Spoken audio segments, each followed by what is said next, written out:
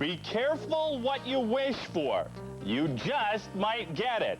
Joe Pauw wanted to be a head coach in the CFL, but nothing could have prepared him for what his Lions have gone through in his first year. They've lost games on blocked punts in the final minutes, on touchdowns in the final seconds. And week by week, Pauw watched helplessly as BC carried leads into the fourth quarter, only to give up a big play late in the game, like Calgary's Jeff Garcia running through and over 4 Lions for a very important major. But nothing could compare to last week. BC Lions playoff hopes quite likely ride on this kick. Fleming puts it out. And this is to the right. Philpott's got to bring it out. Philpott's going to kick it out. Now, the BC Lions should be careful not to touch the ball. I have never seen a game lost like that ever. So today, after last week's heartbreak, Joe just wishes for a win, and that's a wish he just might get.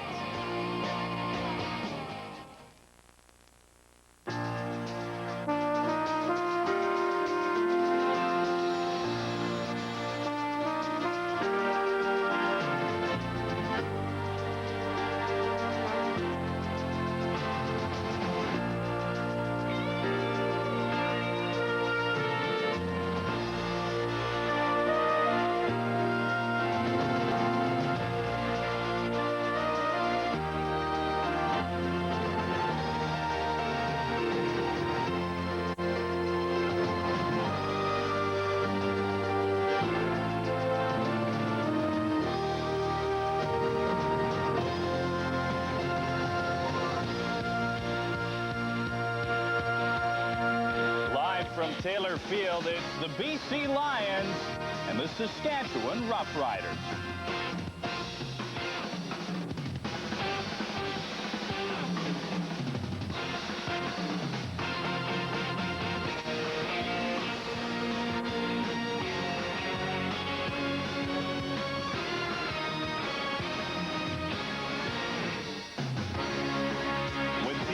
You're always live and interactive. You can play QB1 with this afternoon's football game.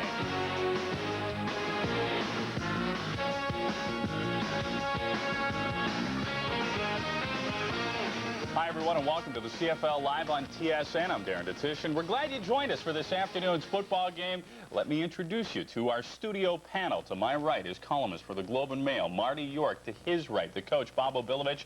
And out on the wing, we've got TSN football analyst, Leif Pedersen. Hey, Coach, let's start with you. Both the Saskatchewan Roughriders and the BC Lions have 4 wins in the season apiece. They are not going to the postseason. But you say there are a lot of similarities when you look at these two teams.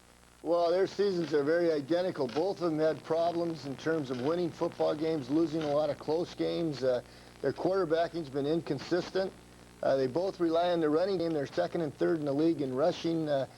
Mims is the comeback story of the year with Williams and Philpott's running the ball for BC. They can move the ball on the ground. And then, of course, both defenses are pretty darn good. They both have good talent. They just haven't been able to win close games.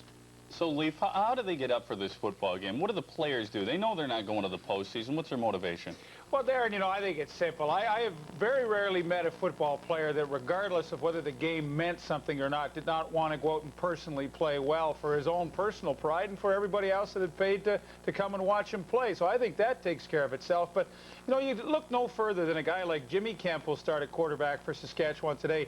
What a terrific opportunity for him to show his head coach, Jim Daly, what he can do. Listen, quarterbacking has been their biggest problem all season long. They were fiscally responsible. They didn't test the free agent market. It looks as though, at least for the rest of this year, they're going to go from within. Next year, who knows? So for a Jimmy Kemp, this is a heck of an opportunity for him to show what he can do. You know what? One of the real positives for the Saskatchewan Roughriders this year has been the play of Robert Mims. The coach touched upon it. Without question, he's a comeback player of the year in the CFL, Marty. And not only is he the comeback player of the year, Darren, but he's also, I think, the outstanding player in the West. I think you'll see him against Doug Flutie, I should say, in the outstanding player nominations. Robert Mims is the only player to exceed 1,000 yards in the CFL rushing. I mean, he's a remarkable story because he's been out of football for the past 2 years. He's 32 years old, and he's the reason that I think Saskatchewan will win the game today. Well, the Saskatchewan Roughriders predominantly tough at Taylor Field, but they're only 3-5 so far this year at home. For his thoughts on the football game, let's go to Taylor Field. Here's Gord Miller. Darren, you can say what you want about the BC Lions, but when they lose their composure, they do it all the way. Last week, this is a team that lost its mind, lost track of the rules, and lost the football game to the Edmonton Eskimos at home. Think back to the last play of the game, or what we thought would be the last play of the game. Sean Fleming tries the field goal. The score was tied. He misses. So if Corey Philpott can get it out, we're going to overtime, right? Well, yeah, until Brandon Hamilton, a second-year player in the league, jumps on the football, forgetting the no yards rule. That gives Edmonton a second try at the field goal. Fleming makes it, and the Lions lose the football game. Glenn Suter, you said last week you had never seen a football team lose a game like that. Now, a week later, how do the Lions bounce back? Well, I think what they have to do, and Joe Paopao has to respond to the two problems that he had and address the problems. The first penalty from Brandon Hamilton, rest assured, everyone in the Lions uniform right now knows the no-yard rule. The other one was the Mike Trevathan penalty, and I'm sure Joe Paopao said to his team, never put yourself above the team. Now, here at Taylor Field today, the marquee does not say auditions today, but it might as well. They want to know who their starting quarterback will be next year here in Regina, and Jimmy Kemp is a guy who's got a shot at the job, but he's in the hot seat. Well, Jimmy Kemp has 2 games to prove that he can be a starting quarterback here in Saskatchewan, because the talk of the town is that Kevin Mason is the quarterback of the future. The guy has a cannon of an arm. Yeah, Jimmy Kemp had 3 interceptions last week for Saskatchewan, so he'll hope for better results today. 2 teams out of the playoffs, but battling for jobs. Darren? Thanks very much, gentlemen. One game this afternoon. The Montreal Alouettes improved to 10-6 in the season as they knocked off Ottawa 39-25. Now for the BC Lions this afternoon, they will have Mike Trevathan. He is in the lineup. He was involved in a controversial play last week. We'll discuss that play at length coming up a little later on. Stay tuned.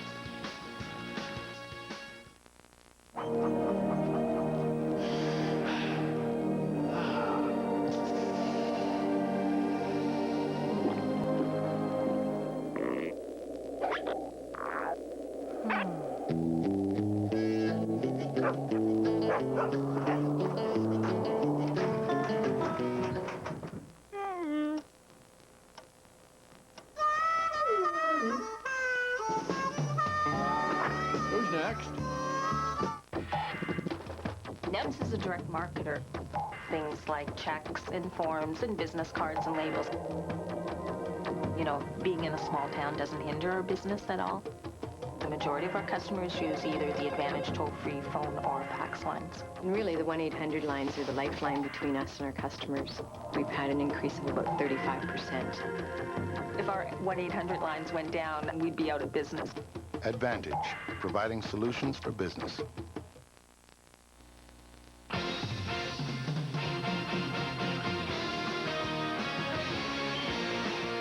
CFL Live on TSN. Brought to you by Corel, world leader in CD-ROM technology. Welcome back to Taylor Field in Regina on Fan Appreciation Day. And fans here would appreciate a win to prevent their team from being in the basement in the CFL's Western Division. It's a brisk day here, 5 degrees Celsius. The wind from the northwest, and it is chilly at 24 kilometers an hour, but no snow today, which was in the forecast. Joe Paopao played for a time here in Saskatchewan. The first-year head coach has seen his team go through some ups and downs. His team has led 14 times in the 15 games it's played this year, but has 11 losses. And also a first-year coach, Jim Daly of the Saskatchewan Roughriders, who has seen his team endure a year in which they, too, have won only 4 games. Lou Pasaglia sends the kickoff short. This is Aaron Ruffin from the 36-yard line. Ruffin trying to get outside the coverage. Andre Strode forces him back in, but Ruffin across midfield gets down to the BC 50-yard line. The stop is finally made by Henry Newby. Starting lineups today brought to you by Corel. Jimmy Kemp, the 25-year-old, gets the start. 7 interceptions this year.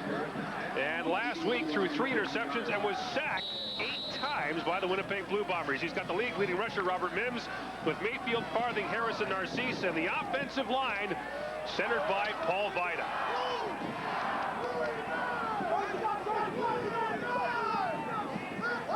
Good return by Ruffin. Ruffin sets the Riders up with good field position. This is Robert Mims, who fights his way down to the 47-yard line for a pickup of 3 against the BC Lion defense, trying to shake off what happened last week. Yeah, and it's a real young defense. Up front, you have Tyrone Rogers, Dave Jaders, and Joe Fleming. The linebackers, Henry Newby replaces Shelton Quarles. He's joined by Virgil Robertson, David Mieva, and Tyrone Chapman.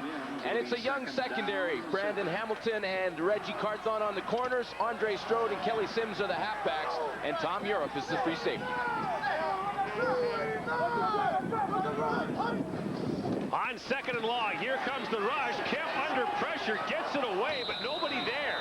Dan Farthing ran up the field, and Kemp threw the out. So it's 2 and out for the Saskatchewan Roughriders. The wind is very brisk here, as we mentioned, and you wonder if perhaps they'll think about trying the field goal with Frank Jaggis. It would be a long try, some 54 yards, but there's plenty of wind here in Regina. Well, Frank Jaggis is coming out onto the field, so they are going to go with the field goal. Jimmy Kemp is the holder. So if there is a fake in the Saskatchewan playbook, it might be a good time to run it right off the bat. You got good field position and only 6 yards to go for a first down.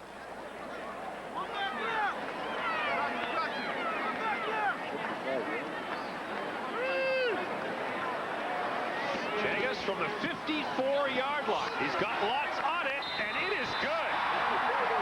A wind-assisted 54-yard field goal for Frank Jaggis. The Saskatchewan Roughriders open the scoring on their first possession as they lead the BC Lions 3-0. The CFL Live returns to Taylor Field right after this. The reviews are in. Leading industry publications agree that Corel WordPerfect Suite 7, the world's best word processor, is now an unbeatable Office suite. Corel Suites include better internet features than Office or Smart Suite. Feature for feature, the new Corel Suite outperforms the competitors. Now it's Microsoft's turn to play catch-up. Shouldn't you use the best? Corel WordPerfect Suite 7. It's unbeatable. Oh, hi. It's Midas-Size days, and that's why we can't afford a color commercial. But what we've saved, we're passing on to you. Until October 26, Midas will give you a lube, oil, and filter, top-up fluids, test antifreeze, rotate your tires, set the pressure, and check lights, hoses, and belts. All for just $34.95. And they'll even inspect your brakes for free. See? It's right here in black and white. Midas, the way it should be. Oh, yeah. Offer ends October 26th. When you need a sealant that's got to stick, Mono Ultra does the trick. Mono Ultra. When it calls for the best, the choice is clear. There won't be anything like it for years. Mono Ultra. It works in the sun. It works in your shower. You wash up with water and make it an hour. Exterior ceiling's a whole new drill with Mono Ultra. It cures fast, it won't shrink or crack, and it's completely paintable. Mono Ultra. Get the Mono. Frank Jaggis with a 54-yard field goal, his longest of the season, wind-assisted, and in baseball terms, Glenn, this was a frozen rope. Well, I was going to say, when you get the wind at your back, you usually put a little air under the ball, but Frank Jaggis just kind of nailed that one. Low driver. Lions on their first possession, taking it at their own 35-yard line, working into the wind. And on first down, the give goes off to the fullback, Sean Millington. Millington's got room to the outside. Millington straight arms the safety, Dave Van Bellingham, who finally drags him down inside Saskatchewan territory at the 49-yard line. The pickup is 26 yards. Well, it's just a little off-tackle play by Sean Millington. Millington back in the lineup. He had a bruised knee last week and did not play. Paul Blackwood played fullback, but you know the BC Lions happy to have a guy with the ability and running ability of Sean Millington. He gets outside, and then it's just safety Dave Van Bellingham. It's the last guy to bring him down, or he scores. First down from the 49. Early movement, and it looked like left tackle Craig Hendrickson was the man who jumped, and 3 officials saw it quickly. Both the Hendrickson brothers are playing today. Craig for BC and Scott for Saskatchewan, and their dad, Lefty, a former tight end for BC, is here today as well. Illegal procedure. BC 58. Bud Steen, today's referee, and You see, Big Craig just took off to pull to the right there a little bit early, and you know, I saw him and his brother throwing the ball together in the warm-up today, and I got kind of teary-eyed. There's the two brothers throwing the ball back and forth. They said, what are you guys going to do? Kiss before you go off the field? That's a pretty mental picture. The Hendricksons kissing each other. I can live without that. 1st and 15 from the 54-yard line. Allen to throw for the first time. Swings it out of the backfield for Corey Philpott, and it falls incomplete. Damon Allen has come to Taylor Field with 4 different teams in the 1990s with not much success. He's lost 8 of the last 9 games he's played here, but he's been the key to whatever success BC has had this year. Larry Thompson and Ted Alford are the wide receivers. They've got only 2 touchdown catches between them. Clark and Trevathan get most of the work, and we'll have more on Trevathan later with the studio show. And the last all-Canadian offensive line in the Canadian Football League, centered by Carl Coulter. 2nd and 15 for the Lions. Allen to the sidelines and incomplete, looking there for Ted Alford, who was open. Vincent Donaldson was there with the coverage, but the pass falls incomplete. Wow, you can't blame the quarterback for that throw. Ted Alford runs the out pattern on Vincent Donaldson, makes the nice break. Donaldson playing way off him, but that ball was put right on the hands and just straight out dropped the ball. And so Lou Pasaglia will come on to punt. Lou Pasaglia kicked at Taylor Field when they had natural grass here. That was 19 years ago. Pasaglia tries a low burning kick into the wind, a pretty good one. Aaron Ruffin picks it up at the 28-yard line, and flags are down as the Lions were within the 5-yard restraining zone, and no yards, a dirty word to say around the BC Lions, as we talked about in our opening, but not much they could do that time, just the 5-yard bounce back rule. So Saskatchewan will get its 2nd possession after a 27-yard punt by Lou Pasaglia into that breeze, and Don Narcisse comes on the field. No yards. Don's next catch BC 43 will extend his CFL record to 161 consecutive games, and will also tie him with Rocky DiPietro for 2nd on the CFL's all-time reception list. His former teammate Ray Elgard, who retired earlier this year, is the CFL's all-time leader. But Narcisse not seeing the football nearly as much as he did earlier in the season. On 1st down, Kemp to throw quickly, and it's incomplete. He was looking there for Rod Harris. Well, the Lions had great pressure on the play, and Jimmy Kemp couldn't get that ball outside and throw it in the direction he wanted to because of the pressure from Tyrone Rogers. Number 91 is right up there. You see, wasn't picked up by Pete Shorts, the right tackle. He was right in there on Kemp, and he had to change directions of that throw in mid-motion. So the BC defense will pin its ears back on 2nd and long.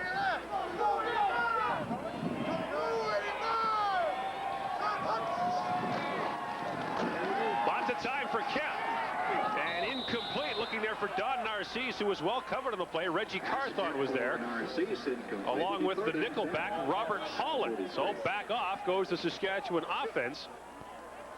Well, you know, Gord, a lot of criticism has gone towards these quarterbacks here in Saskatchewan throughout this football season, but that was just the design of the offense. I mean, Jimmy Kemp had one choice on that play. That was the backside to Don Narcisse, and he was triple covered, but the play didn't give him other options. And imagination in this offense has been a problem for Saskatchewan. Brent managed to kick it away. Good high kick into the wind. Ted Alford catches it at the 25-yard line, and Alford collared very quickly.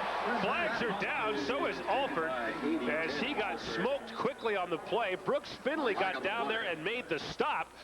And now the question is, what is the flag all about? Brooks Finley hustled down quickly, and it appears an illegal block will be called against BC.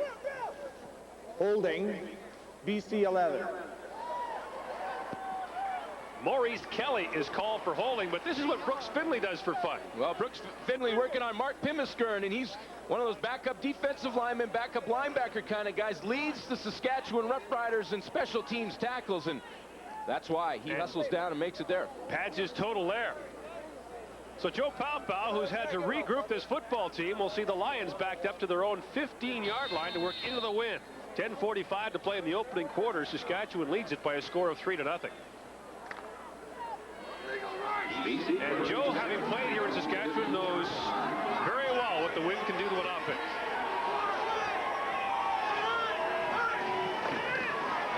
On 1st down, the kid goes off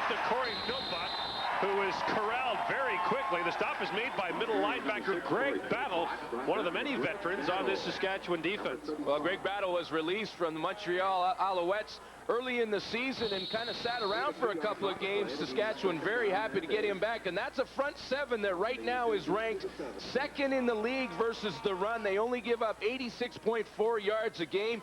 There's the secondary led by Vincent Donaldson on the corner, who's got 11 knockdowns. That leads the team. Dave Van Bellingham is the safety. Second down after the gain of 2. Damon Allen over the middle looking for Alford. Makes the catch. No, he does not. One official said yes, but the other comes in to say no, and Alford is furious. Well, I don't like the way Alford's grabbing that chin strap. This is what happened to BC last week with Mike Trevathan. And a change was made to the officiating staff this week. Glenn Johnson, the official who got into it last week with Mike Trevathan, was lifted from the crew, and Alford jumps over, makes the catch. Now the official to the right said it's a catch. The official on the left said no. They're talking about it right now, and that's a catch. Well, you know what? His arms were underneath the football. His arms hit the turf, and that's what caused that football to bounce up a little bit. That's why I think the official may have thought it was the ball that hit the ground. But that was a catch. Art McAvoy's down there along with Dennis Zwarich, and I believe they're going to call this a catch. Well, this is something I have never seen. Wow, a 28-yard gain, and maybe Ted Alford's protests were effective. That may be the first time I've ever seen a player argue with the official and win.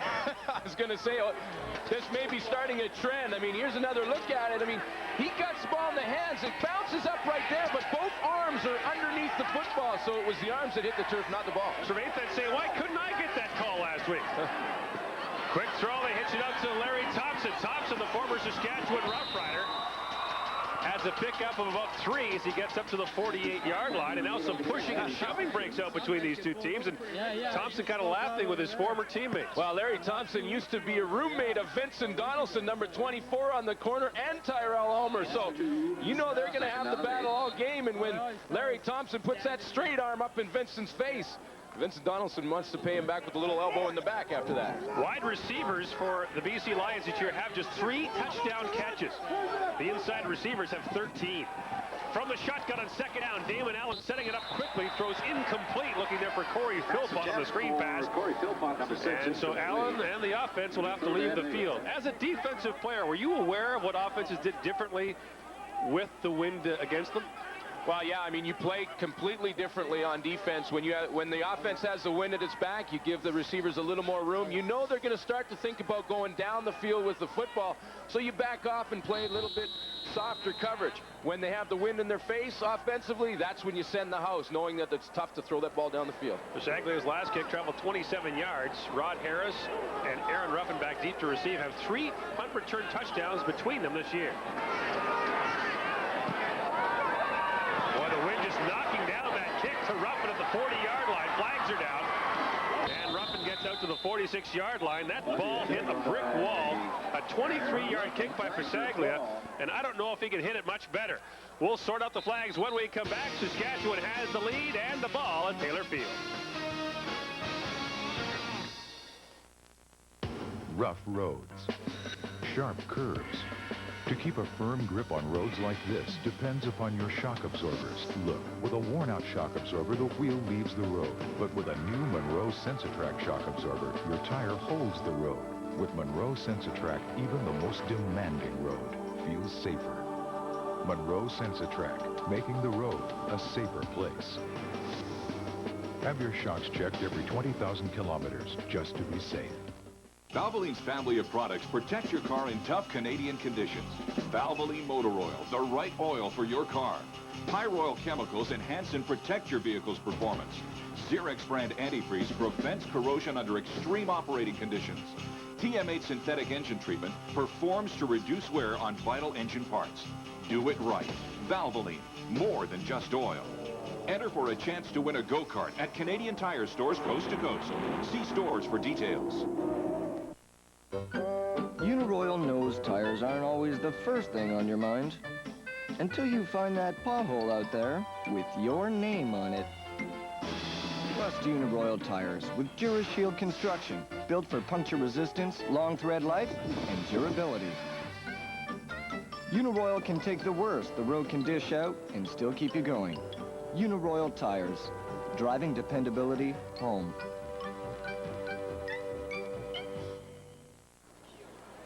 Jimmy Kemp gets his third chance to run this Saskatchewan offense, offsetting penalties, by the way, on that last play. Jimmy Kemp's dad, Jack, is the Republican vice presidential nominee. I was interested in hearing him tell you, Glenn, that when they talk politics, the conversation gets pretty heated. Maybe Jimmy votes the other way. Oh, boy, that would be tough.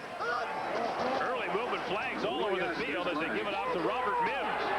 And Mims, the leading rusher, gets up to about the 49-yard line for a pickup of 7. Dave Chaters came up and made the stop, and I'm sure offside against BC will be declined if that's the call. Maybe Jimmy believes in a flat tax. That's the problem. Yeah, he said we talk about football all the time, but when it gets to politics, we just end it. Gets too heated. BC number 3. And they will take the penalty. It'll be 1st and 5 from the 47-yard line. Well, it doesn't matter what down you have for BC Lions defense. They're going to blitz you. You see to the left of your screen, left corner, Kelly Sims gets coming on the halfback blitz, just jumps a little early. DBs only blitz 3 or 4 times a game, so they get pretty pumped up when they get a chance to. 1st and 5. Here comes Mims again. And Mims is wrapped up quickly by Henry Newby. Fights his way across the 50, close to a Saskatchewan first down. 94, Henry Newby. You know, get back into that when we talked about the wind being a factor in the football game. Offensively, a lot of times if you don't have points when you have the wind at your back, it gets really frustrating. I'm a little surprised that the Saskatchewan Roughriders right now are running the ball so much when they have the wind at their back. They throw the ball, it keeps the clock, it stops the clock, they get some more points on the board with the wind. Robert Mims will try the outside on 2nd and short. He's got it easily. Flags come down as Mims gets around the corner down to the BC 50-yard line, but holding may bring this back. The pickup is 10 yards for Mims. Well, it's a pretty good job at the point of attack by that Saskatchewan offensive line. John Terry and Scott Hendrickson on that left side. But holding is the call against the Saskatchewan Roughriders. Maybe they were just a little too good on that side. Bud Steen with the call. Holding, Saskatchewan number 80, after yards have been gained. 1st and 10. Don Narcisse, the wide receiver, is called for holding. Yeah, he was downfield stock blocking, it's called, and you see him working right there on Brandon Hamilton. But it came, this is unusual, it comes after the first down, so Saskatchewan gets its first down, but loses 10 yards. It's been that kind of year for this green and white. Okay.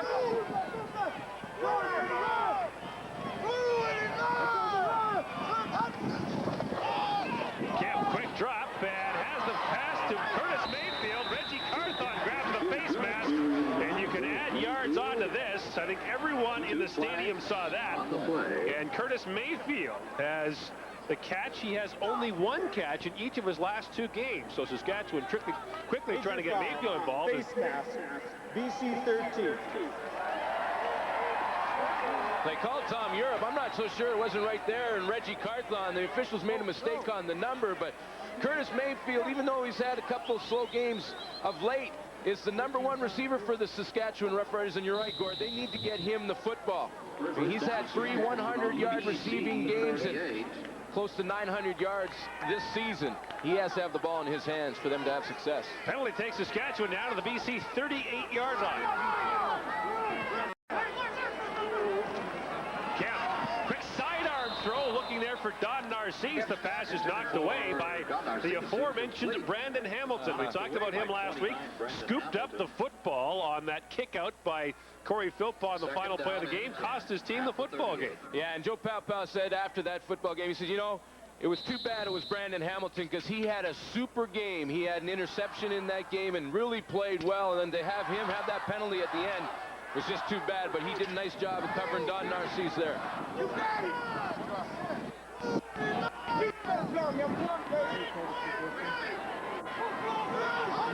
On 2nd down, here comes the blitz.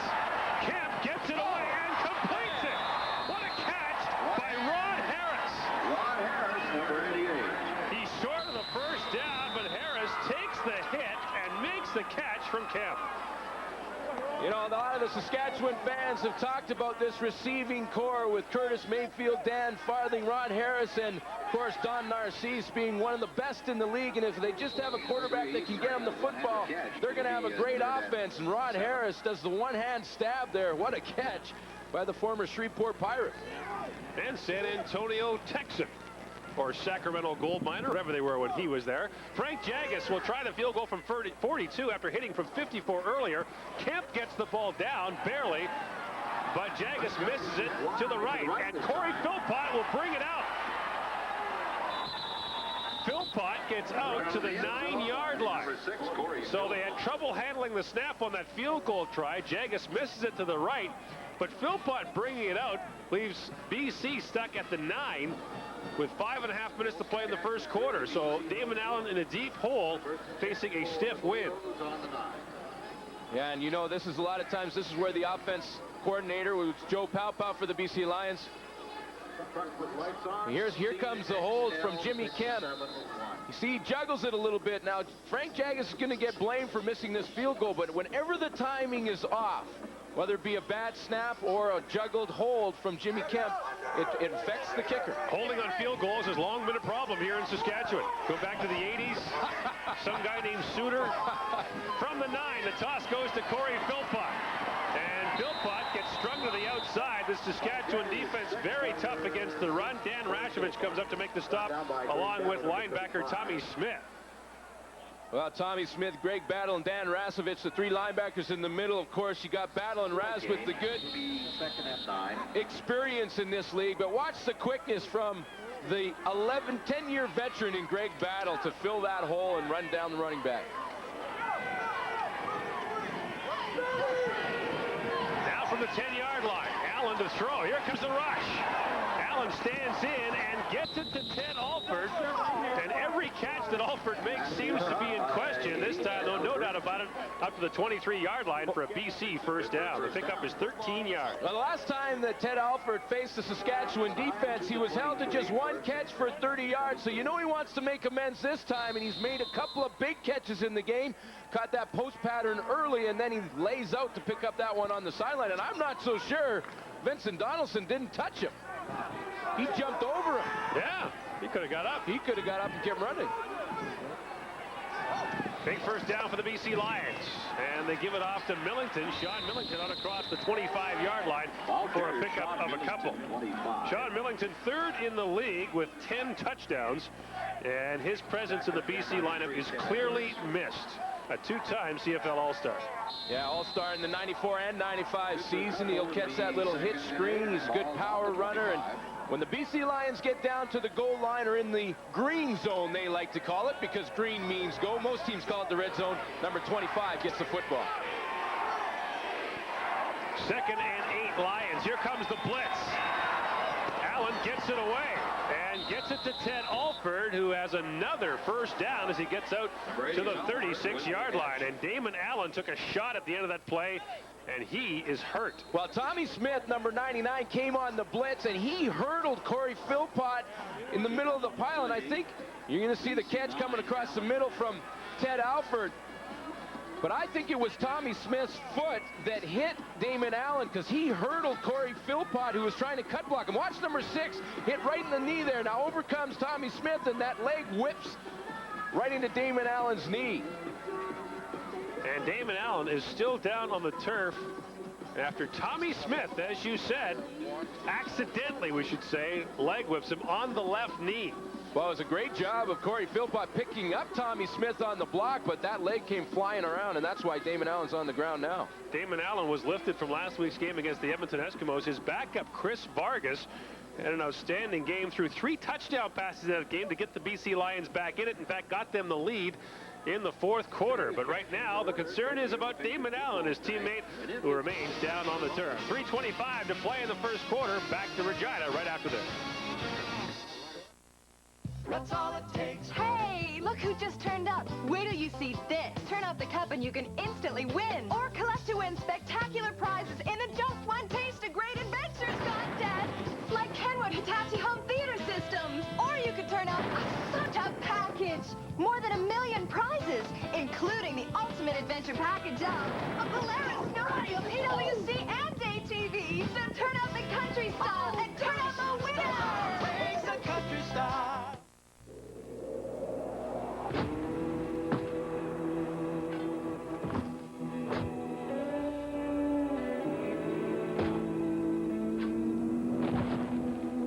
Looking for a work boot as tough as you.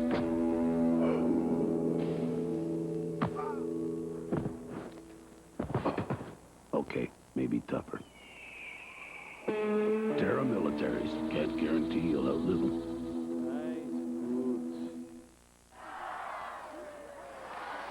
Welcome back to Taylor Field as Damon Allen makes his way off the field. Chris Vargas comes on. Vargas had a solid game last week with 3 touchdown passes, just 1 interception. But Damon Allen's bad luck continues at Taylor Field. He's lost 8 of his last 9 games here with 4 different teams. Well, the good news for BC Lions fans that Damon Allen put weight on that knee when he walked off. He didn't have the trainers kind of helping him off, so hopefully for the BC Lions, Damon Allen will be able to return. But you did mention that Chris Vargas had a great game, and it was nice to see for BC fans because Vargas struggled early. Here's another look at how Damon Allen got hurt. Tommy Smith on the blitz, and here comes that right leg. Ouch. Right into the left knee of Damon Allen. One thing about Allen, for the number of hits he's taken in his career, he's been relatively injury-free. Chris Vargas comes in. Sorry, Glenn, 1st and 10 from the 36-yard line. Vargas fakes the toss, stands in, throws deep for Trevathan, and is almost intercepted by Terrell Ulmer. And Ulmer throws it right back. In fact, with the wind, he put that in the end zone. That's a pretty good throw. Yeah, he'd better be careful he doesn't get a penalty for delay of game. 2nd and 10. But that's what they do, the Saskatchewan Roughriders secondary. You see the double team. Safety Dave Van Bellingham comes over to help on Mike Trevathan. Tyrell Ulmer should have come up with the interception, but in practice, this secondary, when the team throws the ball on them that's knocked down, they pick it up and throw it right back. Oh, is that right? Don't bring that ball over here. That was a good throw. That was about 60 yards in the air. 2nd down. Here comes the rush. Vargas gets it away. Wide side out to Larry Thompson. And Thompson gets hit late and is in the tunnel. He's up to the 52-yard line. Larry Thompson is in the tunnel that leads to the BC dressing room. It's a 16-yard gain. Well, Nick Ferguson, who's replaced Bryce Bevel on the corner. Bryce Bevel injured, is the one who's covering Thompson on the play. Saskatchewan's playing a 3-deep zone. That's where the read will take you, to the wide side out. Larry Thompson makes the catch. I don't know that that was a late hit by Nick Ferguson. Thompson had his foot in bounds, but it was hard enough to send him to the tunnel. Larry Thompson with the big catch for a 1st down, and Chris Vargas' first completion. On the fake, Vargas looking for Matt Clark. He makes the catch to the Saskatchewan 40-yard line. Matt Clark, with his first catch of the game, has another BC 1st down. A pickup of 18 yards. Well, you know, when you get the one-on-ones, it's all about positioning of the receiver, the position that he can get. Now, see Tyrell Ulmer play the inside on Matt Clark. You see a very nice swim move. That's where you hit the right hand, swim the left hand over, and Matt Clark does a good job of turning his body backwards. Chris Vargas gets hit as he throws that football. Troy Alexander letting him know that he's there.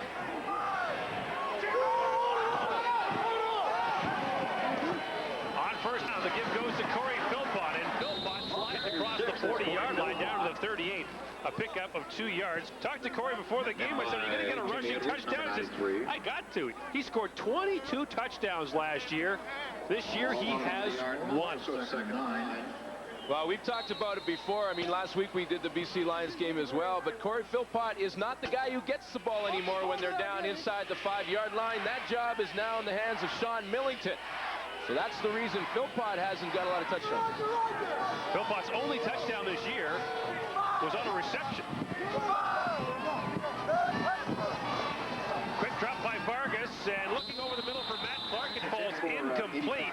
This drive, which began at the BC 9-yard line, stalls up at the Saskatchewan 38-yard line and likely should have continued. Well, it definitely should have. Not Chris Vargas' fault. That ball right on the money, but hey, a little bit dangerous running across the middle in there, and it makes you think a little bit. Aaron Ruffin providing the coverage, and Meckler just took his eyes off the football at the wrong time. But nevertheless, a good drive for the BC Lions when they're going into this wind, and Saglia's got a long kick here. Lou Pasaglia is going to try a 46-yard field goal. Now, he's not been punting the ball well into the wind. Now, what he might try and do is angle this one out of bounds. And that's exactly what he's doing. And he does it. Out of bounds at the 4-yard line. You can be more accurate with the field goal team in there, and a lot of teams are doing that now. Into the wind, you send in your field goal unit. Not very good for your kicker's average, but he goes in there and angles it to the corner, and you can see Louis Pasaglia putting it out right on the 2-yard line. A lot easier to do than a punt. Wally Buono did that in a game that Calgary played a couple of years ago when his punter, Tony Martino, got hurt. He had Mark McLaughlin place kick the ball out of bounds as a punter, and it worked very well. Not great for the field goal kicker's average, though. Exactly. We did that one time in Saskatchewan with Dave Ridgway. Did that, and then in the paper the next day, they said Dave Ridgway missed a field goal so bad it hit Albert Street. They didn't know it was a planned play. Pass goes quickly to Rod Harris, and Harris has a huge first down for Saskatchewan as he gets out to the 16-yard line. Now, big because the clock winding down. This should be the final play of the first quarter. Had he not made that catch, Saskatchewan would be going into the wind to start the second deep in its own territory. Yeah, they would have to punt. You see Rod Harris catches it in between the zone defense. That's the second big catch of the game for Rod Harris. This should be the final play of the opening quarter. Saskatchewan with a 3-0 lead will soon have to work into the wind. On first down, the carry goes to Robert Mims, and Mims is wrapped up very quickly. Henry Newby got in there for the BC Lions, and the gain, if anything, is 1. No flags on the play, so after 15 minutes of football at Taylor Field, the Saskatchewan Roughriders have a 3-0 lead on the BC Lions.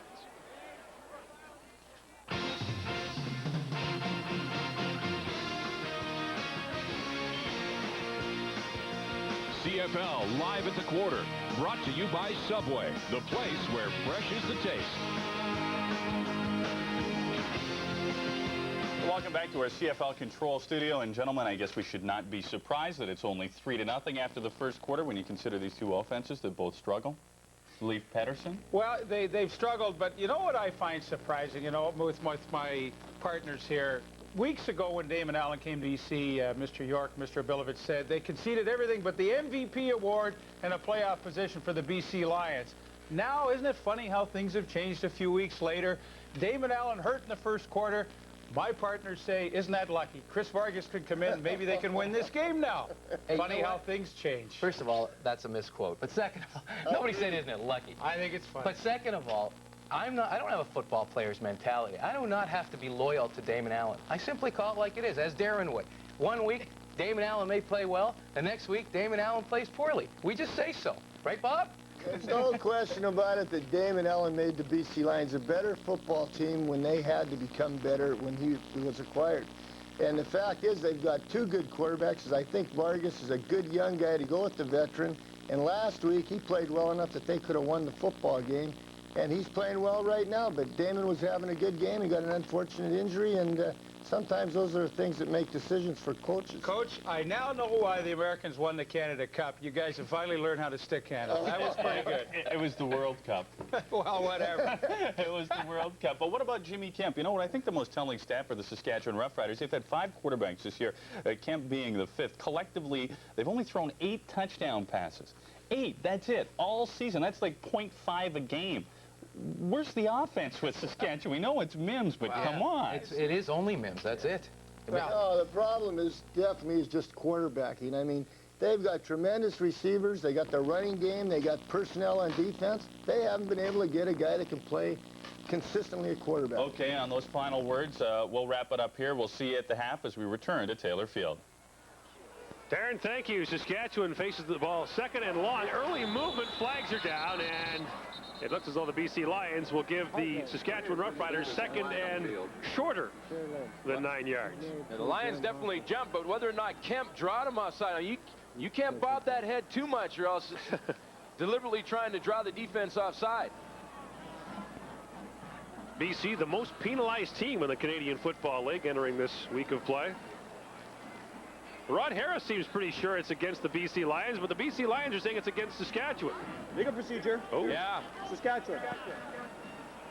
They don't say who, but I think you might be right. You put Jimmy Kemp on the head, Bob. Yeah, I think it was Jimmy Kemp. Now, you can stagger your count, but watch Jimmy Kemp's head. Right there, he gives that little head bob, and that's what draws the BC defense, and you can't deliberately try and draw the defense offside with movement. Well, it'll be second and longer. Now 2nd and 14, and Saskatchewan working into the teeth of a wind has kicked up for the last few minutes. I would say we see a blitz here from the defense. Here it comes. 9. Kemp gets it away, almost intercepted as jumping over to knock that pass down was Kelly Sims. The BC Lions brought 9 players on the blitz. They didn't disguise it. They basically could have gone to the Saskatchewan huddle and said, here's what we're doing. Try and stop it. You see everyone in that BC defense, all 9 in the box are up on that line of scrimmage. It's one-on-one coverage downfield, and Kemp just doesn't have a shot to get it down there. And so now Brent Matic will be forced to punt from his end zone into the wind. And a guarantee that BC will have outstanding field position for its first offensive possession of the second quarter. Now this is where Brent Matic should probably give up the safety. I mean, you give up 2 now or give up 3 for sure. And you called it. Brent Matic will just head for the back line and surrender a safety. And almost surrendered his life to Maurice Kelly, who was bearing down on him. So Saskatchewan gives up 2 and leads by 1. Yeah, that's a good call by Jim Daly. I mean, 2 points isn't a big deal right now. With that field position, BC would have got the ball on the Saskatchewan side of the 50-yard line, 55-yard line, and definitely would have been in field goal range and 1 first down. So now Joe Paupau has the option of taking the ball or getting the ball kicked to them. Yeah, you have 2 choices here. You can take the ball at your 35, or you can force the other team to kick off. And I believe they'll force Saskatchewan to kick off into that win. Why wouldn't you? Yeah, it's a good call by Jim Daly to give up the 2 points. And now, this is where teams, when you're into that win, like the sky ball kickoff. Kick it up high and see if your own guys can recover it. Ah. Well, you know all this strategy stuff. You were on special teams. I was on all the special teams. That's right. You've probably been to more special teams meeting than any retired player around. Which is why that BC thing last week was such a shock. That's something that everyone practices. Frank Jagus will kick it off. Corey Philpott's back deep. And this is Philpott from the 30-yard line. Here he comes. And he's tripped up from behind, lost the football, but they'll rule him down. Darren Joseph got a piece of Corey Philpott and was able to drag him down at the 52-yard line. It's a 31-yard return by Philpott. You know, sometimes it's not just all-out speed. You see that little hesitation right there by Philpott, and then he hits the hole. What that does is allow his kick return team to set up the blocks. Then he can hit the seam. Philpott has great speed once he gets in the open field, and that, if Nick Ferguson is not right there, that's a touchdown. Vargas remains in a quarterback. We're told Damon Allen is series to series. Great field position for the Lions. And here comes Philpott. Up the middle, he gets to the 45-yard line. 3-2, Saskatchewan leads as we take a look at the numbers from the opening 15 minutes, brought to you by new Mono Ultra Sealant.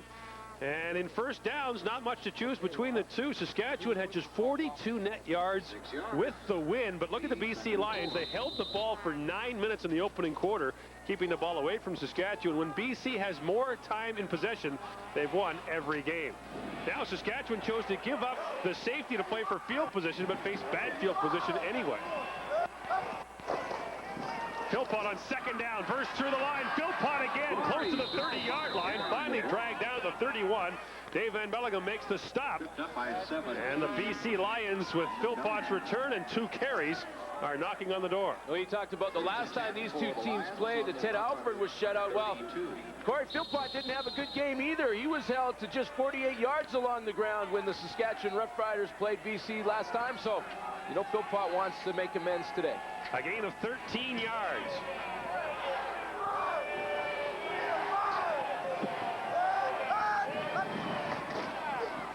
Philpott again tries the middle. Philpott lost the football. The ball came loose, and the BC Lions have given up the football. Saskatchewan gets it back, and Troy Alexander has scooped up the ball for Saskatchewan, the first turnover of the game.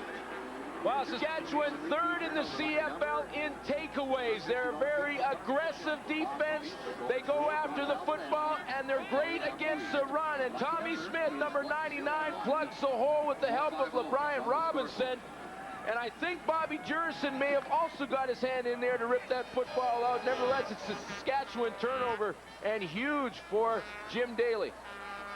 While the Saskatchewan Roughriders are third in the league in the takeaway category, only Calgary and Montreal have more. So the Saskatchewan Roughriders force a huge turnover. First down, this is Mims. And Mims slides out to the 35-yard line. A pickup of 3. Take another look at the fumble recovery. Corey Philpott just getting a basic dive play. Tommy Smith is 99. You see Bobby Jurison from the right of the screen. He slides across and punches that ball out. I think the ball was loose before Jurison got there. I was going to say, I don't think Philpott really had a good handle on it, and then Bobby just helped it out. On second down, they set up the quick receiver screen, and Don Narcisse has the catch. The first down, and then some. Narcisse gets up to the 52-yard line before Kelly Sims finally throws him out of bounds. A big catch for 2 reasons for Don Narcisse. His consecutive game pass-catching streak is now at 161. That's the record. And he's tied Rocky DiPietro for second on the all-time list with his 706th reception. A 22-yard gain for Don Narcisse, and the 10-year veteran, one of the most unheralded great players in the league, marches on. I was going to say, the one word to describe this guy, underrated. I mean, this guy has had a tremendous football career, always reliable, always there. 7 consecutive 1,000-yard plus receiving seasons, and people don't consider him one of the best in the league. It's amazing. This guy is future Hall of Famer. 7 straight 1,000-yard seasons is the record. And the man who threw him out of bounds, Kelly Sims, is injured. 161 consecutive games catching a pass for a man who has not missed a game in 9 years. Well, that's what's so amazing about that stat is, I mean, here's a receiver who's getting hit every time he catches a football that hasn't missed a game. He hasn't had a cold or anything. No injuries, nothing. I mean, he's been out for every game, and in every game caught that ball. I had dinner once with Don Narcisse 2 years ago. It must have been at McDonald's. I tell you what, the restaurant, no, it was a restaurant in Sacramento, and his consecutive game streak is even more amazing because the dinner we ate almost put me in the hospital. I have never heard of a lot of the stuff that we ate that night. Did you pay? Are you kidding? Of course I paid. Don's got deep pockets and very short arms. Yeah, that's right. First down from the 52-yard line. Kiff, quick drop, looking for Boyko. The big fullback makes a catch. Brought down there by Maurice Kelly, who replaces Kelly Sims. But Bruce Boyko, with just his 17th catch of the year from the fullback position, has a gain of 14. Well, I've criticized the offensive imagination for the Saskatchewan Roughriders and lack of it. But this is a great formation because both backs are out to the left side of the formation, and the linebackers for the BC Lions don't pick him up. That's fullback Bruce Boyko and Robert Mims. Now, the linebackers are responsible for covering, and that's obviously something they haven't seen in Saskatchewan. From the 43-yard line, Mims on first down. Robert Mims inside the 30. Mims gets down to the 22-yard line before he's finally brought down to the play by Virgil Robertson to pick up his 22 yards. Yeah, I remember Robert Mims when he was back with Winnipeg in a couple of all CFL seasons when he led the league, had over 1,300 yards in 90, and back in 91 had over 1,700. He's got very strong legs. He's tough to bring down if you hit him low because of the power in those legs. And boy, if you hit him high, you pay for it. And it takes 3 BC Lions to get him on the ground. And he wears number 27 for Saskatchewan. Always a great number, wasn't it?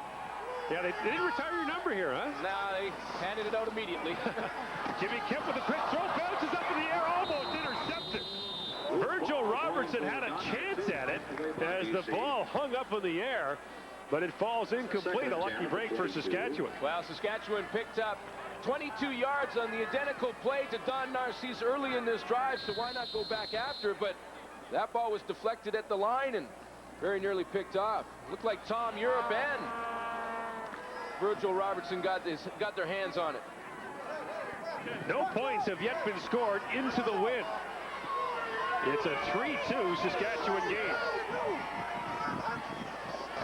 Here comes the blitz. Kemp has time, goes to the end zone. Mayfield, touchdown!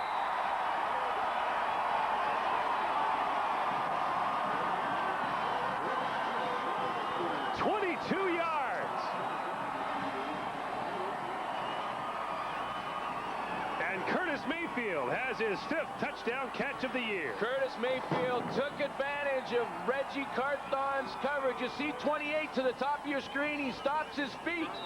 He's in his own defense, but stops his feet moving, and Curtis Mayfield, with the tremendous speed, gets in behind him on the post pattern, takes advantage of it. Curtis Mayfield with a touchdown catch. The first points of the game scored into the wind are from the first touchdown. And Frank Jagus now for the point after. Jagus puts it through, and the Saskatchewan Roughriders have a 10-2 lead on the BC Lions, and finally something for Saskatchewan to smile about, and a happy quarterback and receiver on the sideline.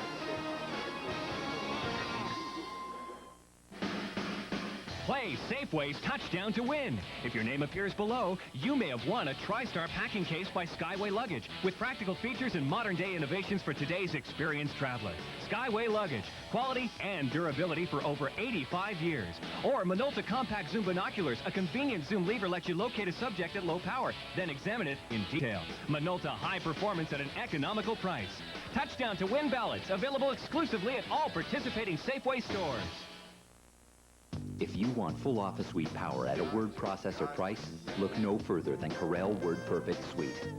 Corel WordPerfect Suite includes an exceptionally intelligent word processor, an award-winning spreadsheet, amazing presentation graphics, plus business graphics and utilities, hundreds of fonts and thousands of clip art images. Corel WordPerfect Suite delivers office suite power at a word processor price. Play Safeway's Touchdown to Win. There's a prize for every touchdown and interception during TSN telecasts. Prizes like a Daewoo 27-inch stereo TV, a Uniden cordless phone and answering system, a Dirt Devil Ultra handbag and cordless broom bag, or a packing case from Skyway Luggage. Or win a trip for 2 to Puerto Vallarta, courtesy of Canadian Holidays, Canada's largest vacation company. Safeway feature products: Heinz Ketchup, ABC Laundry Detergent. Touchdown to Win at Safeway, today's better way. Curtis Mayfield, one of 3 Saskatchewan receivers born in Dallas, Texas. Fights off a chilly day in Regina and has his 5th touchdown catch of the year. And you'll find his name in the CFL record book under yards receiving in a single game. He's 2nd. He had a 319-yard gain. High kick, and it is fielded up at the 43-yard line, taken by fullback Paul Blackwood. And Blackwood forced out of bounds at the 45. Let's have another look at the touchdown, Glenn. Yeah, here's Reggie Carthon right here. He's the victim on the play. He's trying to roll to the deep outside zone, and Curtis Mayfield coming from the other side of the field. Now, he doesn't see the receiver, but you see his feet stop moving. When your feet stop moving as a defensive back, it's trouble. Mayfield takes advantage of it. Sixth place, 83 yards into the wind, and Saskatchewan now has a 10-2 lead on BC. So Jimmy Kemp can smile. He's got to vote one of these days, huh? You have to get his vote cast down there. Dad'd be mad if didn't vote. Yeah, you know Dad will remind him of voting and who to vote for. First down, Vargas. Look out! Dan Rasevich sacks him at the 37-yard line. That was a train wreck. Todd Furtick went down, blocked down, and Dan Rasevich came off the corner. He has 5 sacks on the season. Dan Rasevich lines up low on this play. He's usually back a little bit, but he lines up right here, comes right off the corner of the BC offensive line. Does not pick him up. And I would suggest that you got to block veteran Dan Rasevich if you want to have success offensively. 6th sack of the year for him. Forces Vargas back to the shotgun on 2nd down. Here they come again. Vargas stands in, looks downfield. Alford makes the catch. Boy, I tell you, down to the Saskatchewan 38-yard line. What a grab by Ted Alford. That was great catch. Excellent football play by Ted Alford. He was going full speed down that sideline, had to put the brakes on and come back. You see Chris Vargas, LeBron Robinson bearing down on him, and he doesn't get enough on the football, so was thrown slightly behind Ted Alford, but he does a great job of making the adjustment as Vargas gets smoked by LeBron Robinson on the play. A 34-yard gain. Now Vargas looking to the end zone. Trevathan makes the catch. Touchdown. Unbelievable. 2 Saskatchewan defensive backs all over him, and consecutive gains of 34 and then 38 yards gets the BC Lions into the end zone. Well, Saskatchewan is arguing the call. They don't think that Trevathan had control of the football when he landed on the strike. Here comes the ball. Now, he made the adjustment on the corner pattern, turned it upfield. Now, he's got the ball there, but does he have control when he hits the ground? And did he land out of bounds? What was the first part of him to hit? His rear end on the sideline. Wow. Well, it's awfully close, and Mike Trevathan, in the midst of controversy last week, if you weren't with us off the top of the show, it was Trevathan who was accused of throwing his chin strap at an official. He was kicked out of the game. The CFL decided this week he did not intend to do it. Trevathan in the game has the touchdown and has the BC Lions back in it. The CFL Live returns to Taylor Field right after this. Oh, hi. It's Midas-Size days, and that's why we can't afford a color commercial. But what we've saved, we're passing on to you. Until October 26, Midas will give you a lube, oil, and filter, top up fluids, test antifreeze, rotate your tires, set the pressure, and check lights, hoses, and belts. All for just $34.95. And they'll even inspect your brakes for free.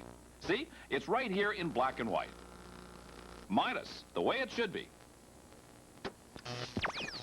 Oh, yeah. Offer ends October 26th.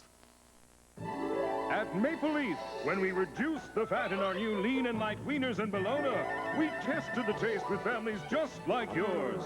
We found we could reduce the fat by 60%, and lean and light would still have that mouth-watering Maple Leaf taste. Any less fat? Well then, we'd appeal to only some members of the family. The uncompromised great taste of new Maple Leaf Lean and Light. Taste that's a cut above. Valvoline's family of products protect your car in tough Canadian conditions. Valvoline Motor Oil, the right oil for your car.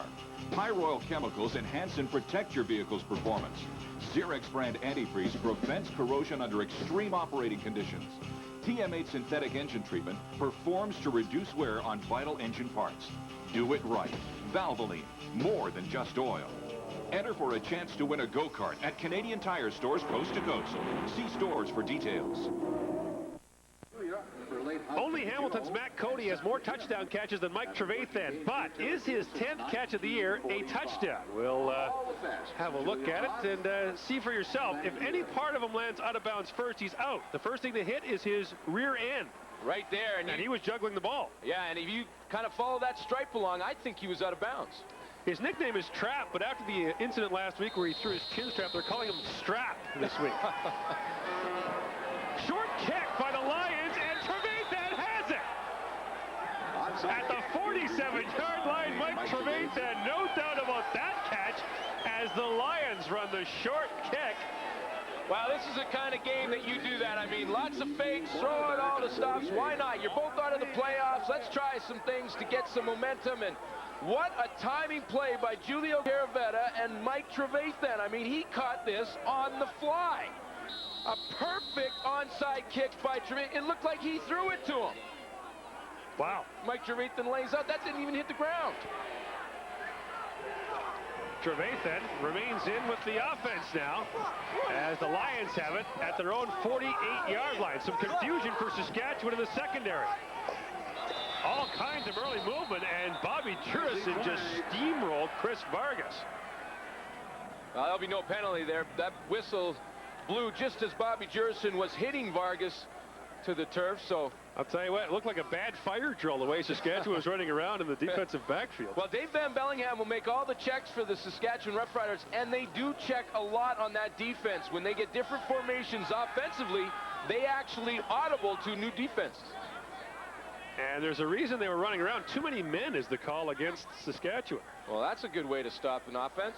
Offside, Saskatchewan, 91 is declined. Legal substitution, Saskatchewan. Illegal substitution is the call. Let's be consistent, why don't we? It's Bill Dole. Yeah, Bill Dole wants some consistency. And he's going to go over and continue that conversation with the side judge, Heinz Brademan. He taught me in high school. That's how I know his name. I was going to go, wow, way to go. Didn't even check the sheet there. Woody, they call him. He looks like Woody Allen. And Woody Hayes, I guess. From the Saskatchewan 52-yard line, Vargas slings that way out there. Larry Thompson makes the catch and goes out of bounds at the 43-yard line. BC down by 1 after an interesting scoring drive in which they covered that distance in 3 plays. Actually, they lost 8 on the first play, so they went a little further than that, but not officially. Mike Trevathan with a 38-yard catch. You got all that, Glenn? They actually went more than 65 yards. I'm with you. Yeah, I'm with you. They went 73. I'm grinning and nodding anyway. It's a 65-yard drive that covered 73 yards. Okay. Take your word for it. Second and short, Philpott. Oh, man, did he get steamrolled. Alexander got in there. Timothy Edwards, LeBrant Robinson, Dan Rashovich. The loss is a yard. Now what do you do? Initial contact, 46, Troy Alexander. Well, I think you go for it. It's 3rd and 2. 3rd and 2. You tried, kicked an onside kick to get here. You got some momentum. You got the football. 3rd and 2. Go for it. It's a long field goal, even with the wind. All right, the 3rd down gamble.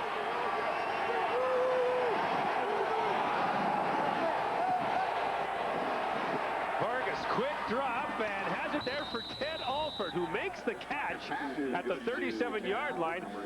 BC wasn't even pretending to run the football as the backfield was empty. Well, no, I mean, this is a Saskatchewan defense, 2nd in the league against the run, and just stuffed them on the 2nd down try. So, you know, Lions are coming out passing, nothing but a double out pattern with Trevathan and Ted Alford, and pick up the 1st down. The gain was 8-5 catches for Alford. Millington on 1st down. Takes a couple of riders along for the ride and should charge a fare for carrying guys that far. Greg Battling to help make the stop along with Timothy Edwards. We're told now that Damon Allen will wait until halftime to have his knee reevaluated. So it's Chris Vargas' show for now. The gain was 4. Well, not to mention the fact that Chris Vargas is doing a pretty nice job. As you look at Damon Allen's numbers before, he was hurt by Tommy Smith. But Chris Vargas has got this offense moving, just scored a touchdown, so why not keep him in? On 2nd down, Vargas to the wide side. His receiver, Mike Trevathan, slipped, and the pass falls incomplete. By the way, Chris Vargas is down, and Todd Furtick, the right tackle for BC, will miss the rest of the game with an injury. So Gary Zawatsky, the backup, comes in, and the changes on the offensive line could explain why BC quarterbacks are getting smoked. Yeah, we just talked about Damon Allen waiting until halftime, and we may have to see him forced into action because it looks like Chris Vargas is in pain. We'll have a look and see how he got hurt. Good look at see who hits him on the play. See Gary Rogers coming in there, and he gets stepped on by Sean Millington. His own man, Sean Millington, stepped on his ankle. Completely by accident. He was blocking Dan Rashovich. Yeah, Dan Rashovich coming off the corner and stepped back and stepped right on Chris Vargas's leg. And also, in this game, we can tell you that Maurice Kelly will be in for the rest of the way because Kelly Sims is going to be out, we're told, for the rest of the afternoon as well. An injury starting to take a toll on the BC Lions with 4:01 to play here in the second quarter. The CFL Live returns to Taylor Field right after this. The reviews are in. Leading industry publications agree that Corel WordPerfect Suite 7, the world's best word processor, is now an unbeatable Office suite. Corel Suites include better internet features than Office or Smart Suite. Feature for feature, the new Corel Suite outperforms the competitors. Now it's Microsoft's turn to play catch-up. Shouldn't you use the best?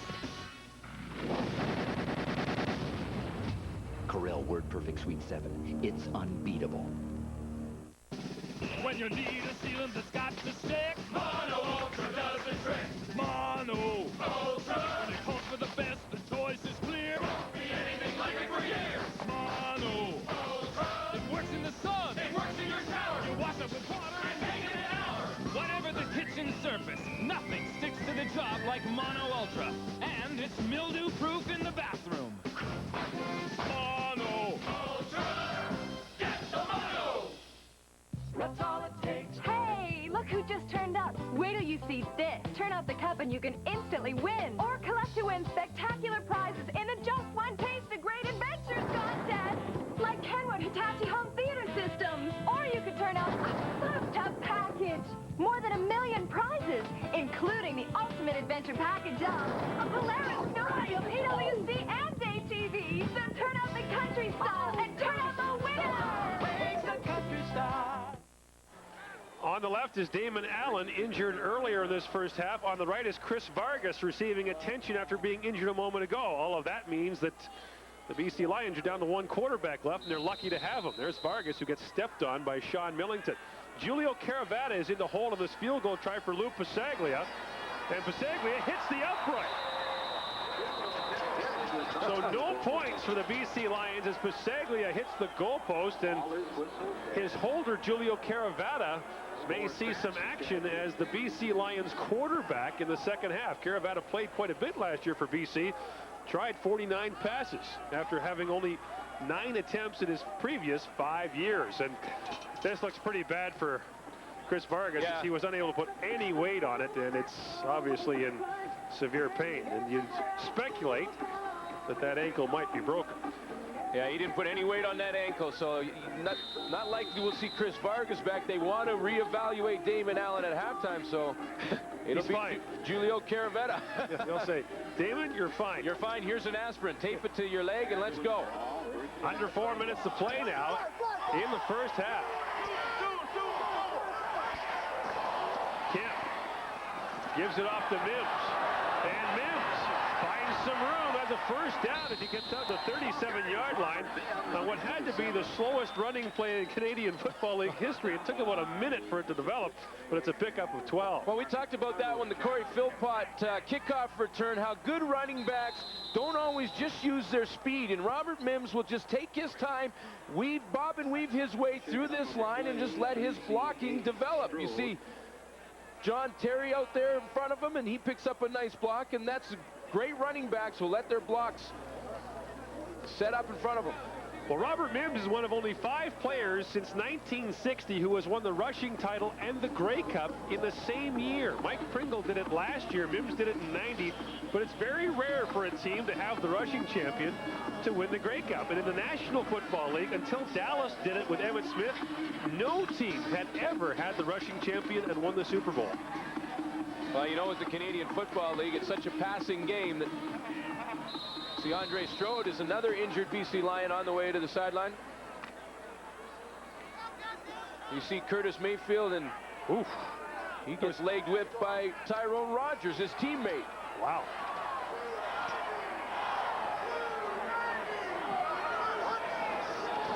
Look out, here comes the rush, Vincent Kemp was lucky to emerge from that with his life. Dave Chaters was in his face from the get-go. It looked like their face masks were welded together. Well, Dave Chaters was unblocked. The BC Lions again showing blitz, not disguising it. And that offensive front five for the Saskatchewan Roughriders have to go across, find the guys. Dave Chaters unblocked and gets right in the backfield. The 3-minute warning has hit in Saskatchewan with the Riders leading the Lions 10-9. You're watching the CFL Live from Regina. NEMS is a direct marketer.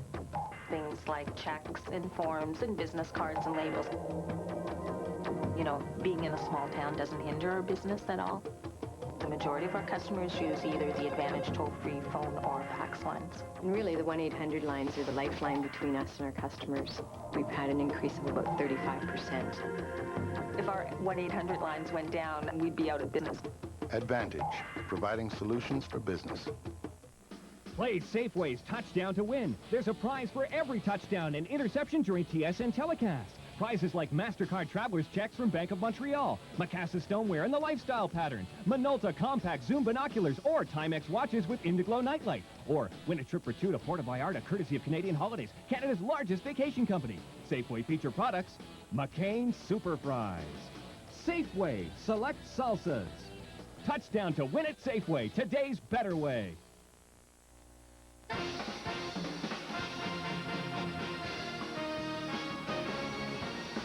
CFL Live on TSN. Brought to you in part by Pepsi. Nothing else is a Pepsi.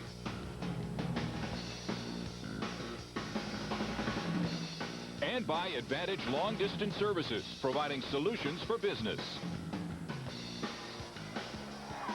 Welcome back to Taylor Field in Regina. A gorgeous day here. They were predicting snow earlier in the week. It's a little brisk, but all in all, a very nice day. Saskatchewan leads 10-9 with 2.5 minutes to play in the second quarter.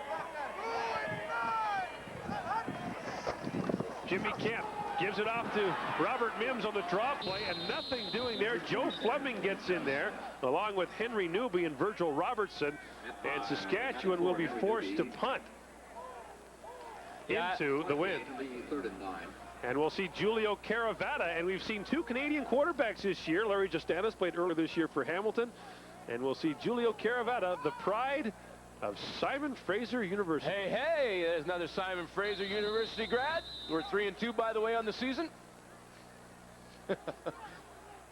And Brent managed to punt.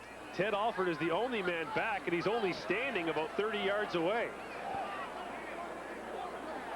Time for that punch 8-iron. Watch your hands, watch your hands! Oh, the wind just killed that.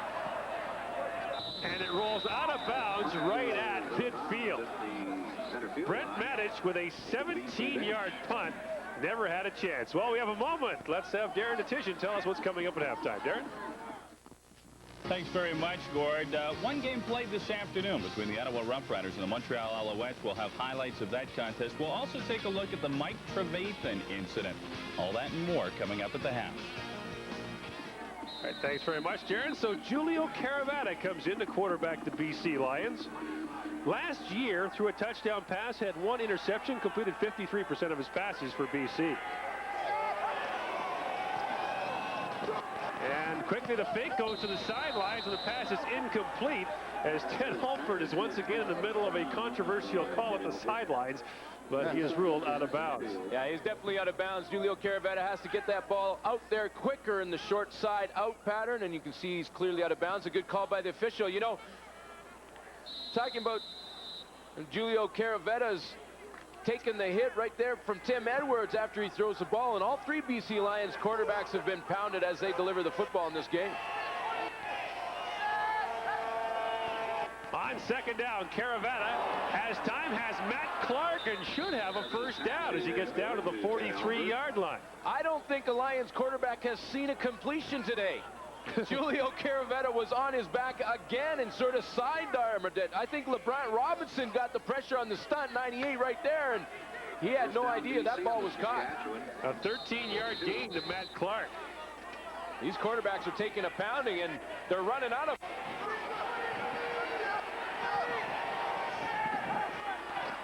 On first down, Caravetta under the rush again, sidearms it, and there's no one 30 yards close to that football.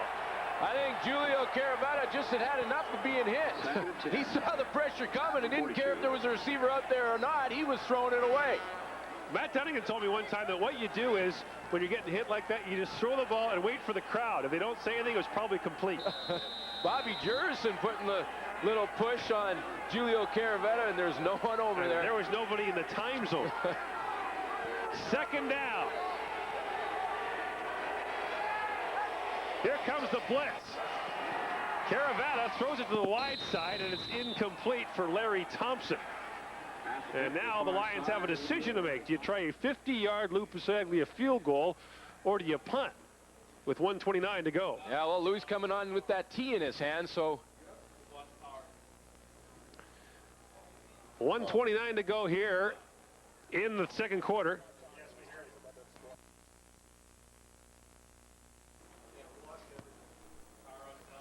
Welcome back to the CFL Control Studio. We apologize for some of the video problems that we are having at this particular time.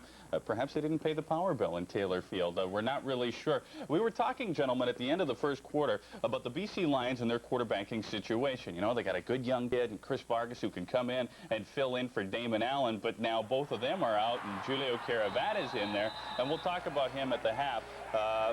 We do have the video back from Taylor Field, so let's return to Gordon Glenn. Gentlemen? It's a fight.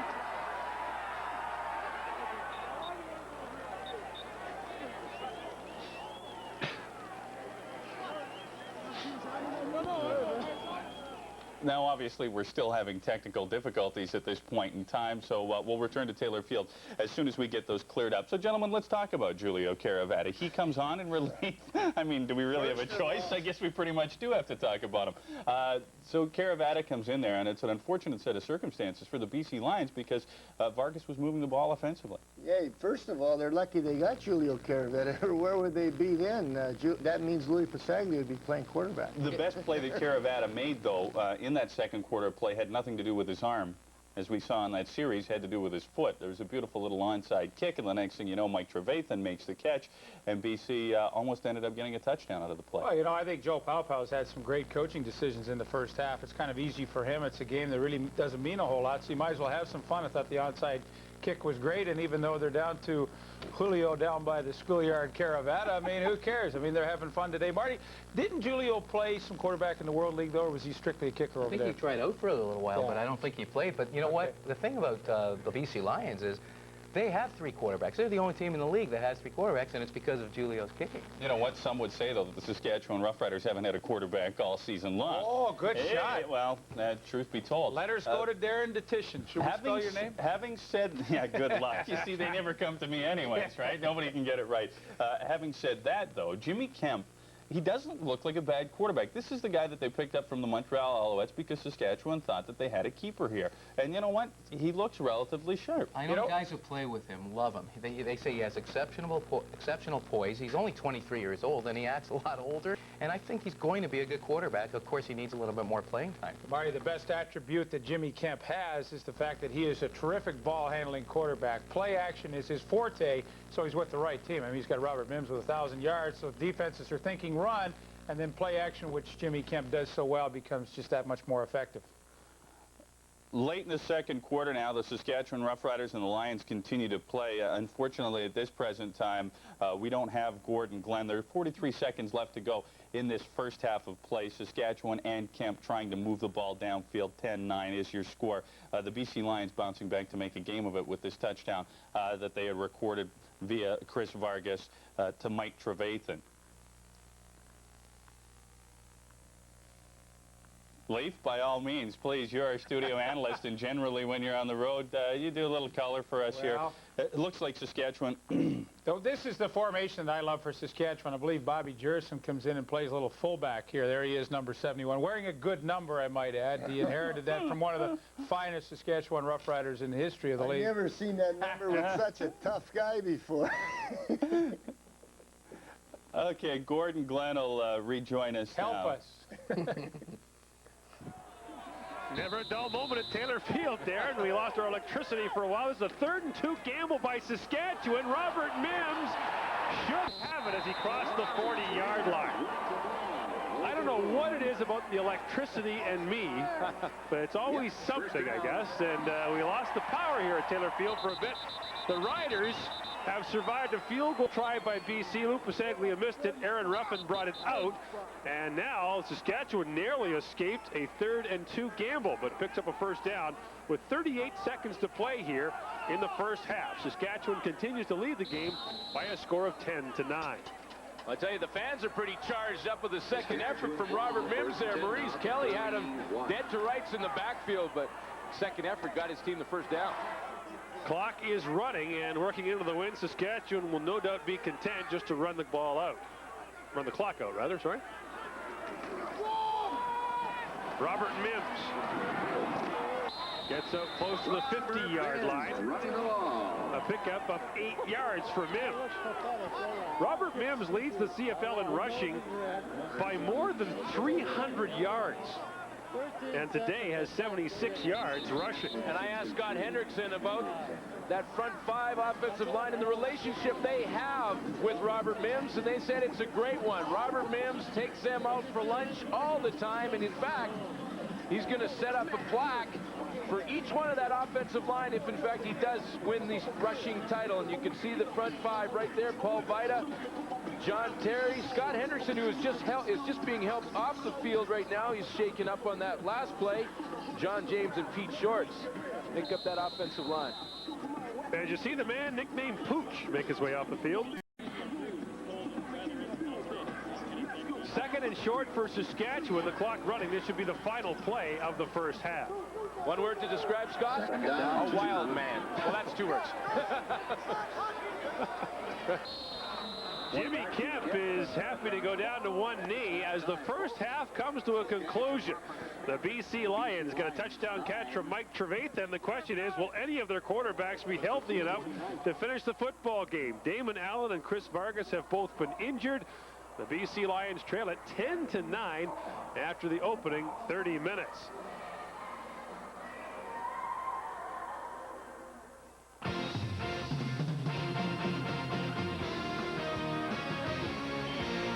CFL Live at the half. Brought to you by Corel, world leader in CD-ROM technology.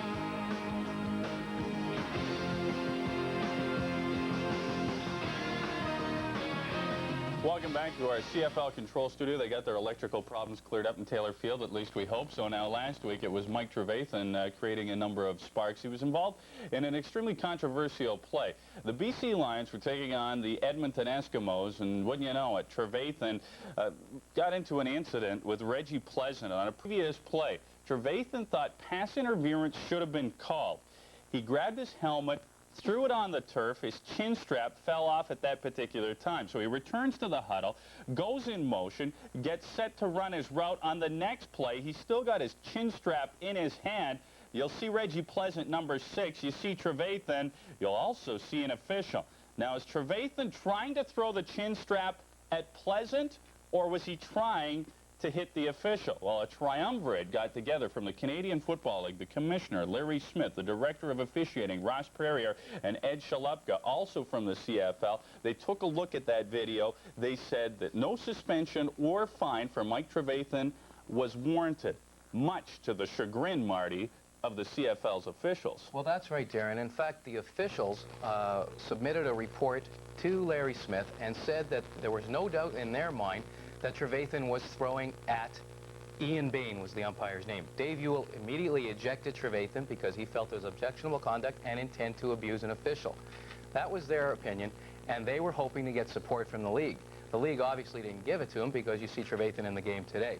They're, I'm sure, very upset about it. And there was one official, Bud Steen, who's a very respected referee, who said that he would be very surprised if the league allowed Trevathan to play in this game today. Marty, you know, I can appreciate the officials being a little sensitive to this in light of the Roberto Alomar, John Hirschbeck incident, but I really think that, you know, how did they know that this was a premeditated move on Mike Trevathan's part? I really want to go back to the video once more because I've had the luxury of watching it about a half a dozen times before we went on the air today, and if we let it run, really be the judge. I mean, Mike Trevathan, we know his character. He's a first-rate guy. He's not a hot-headed player, and he's a terrific athlete. If he wanted to hit the official with the chin strap, I think he could. I think he wants to hit Reggie Pleasant because that's who interfered with him previously, but then all of a sudden he sees, the official got in the way, and he threw it at the ground. If he'd wanted to hit the official, I'll tell you one thing, Mike Trevathan's a good enough athlete that he would have hit him, and even if he thought about it, at the last second he said,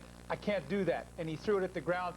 The league, Larry Smith, Ross Perrier, Ed Chalupka, who decided, made a solid decision. And I think the point is well taken because when he threw the chin strap, he did not hit Ian Bain, and that's why the CFL's collective group got together and said there was no contact made. We're not going to go on intent. That's why Trevathan can, in fact, play today, and he's been involved in a couple of plays, one of which was a touchdown, which was controversial. Well, appeared to be out of bounds. Darren, I talked to Larry Smith about the incident, and he said what really matters was the intent. That's what he said. That was before his decision was made.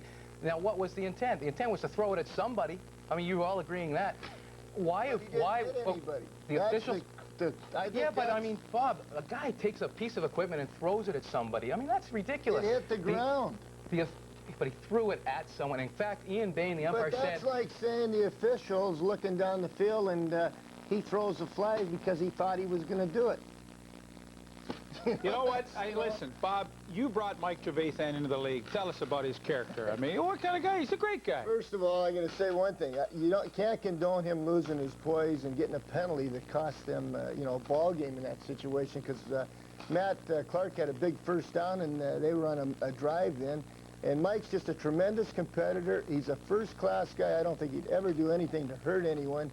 He just gets very intense about playing the game, just like people said that about Roberto Alomar. We just saw him go after that onside kick, and he showed his intensity and competitiveness going and getting that ball. That's nothing to do with Marty. What he did. I want to say one more thing, Lee. Bob also brought Jeff Cummins into the league, and Jeff Cummins is a defensive end with Ottawa who today, in his game, was ejected for abuse of an official, physical abuse of an official. And by the way, there was the same referee, Dave Ewell, and believe me, these officials are very upset that the league is not supporting them. That's a whole different thing. That guy touched the official. Trevathan did nothing, and I applaud the league for not making a decision based on what they saw. Getting out of hand. That's it. We're going to give Coach Bob Obilovich the last word. We'll take a short break. You are watching the CFL Live on TSN. Stay tuned. There's still more to come in our Corral halftime show.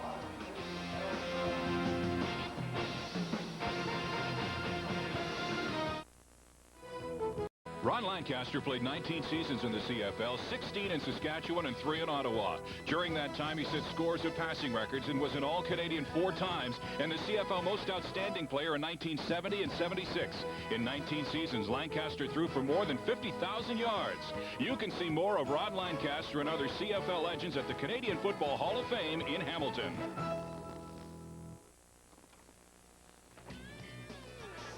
And here are your QB1 standings today. Remember, with TSN, you're always live and interactive.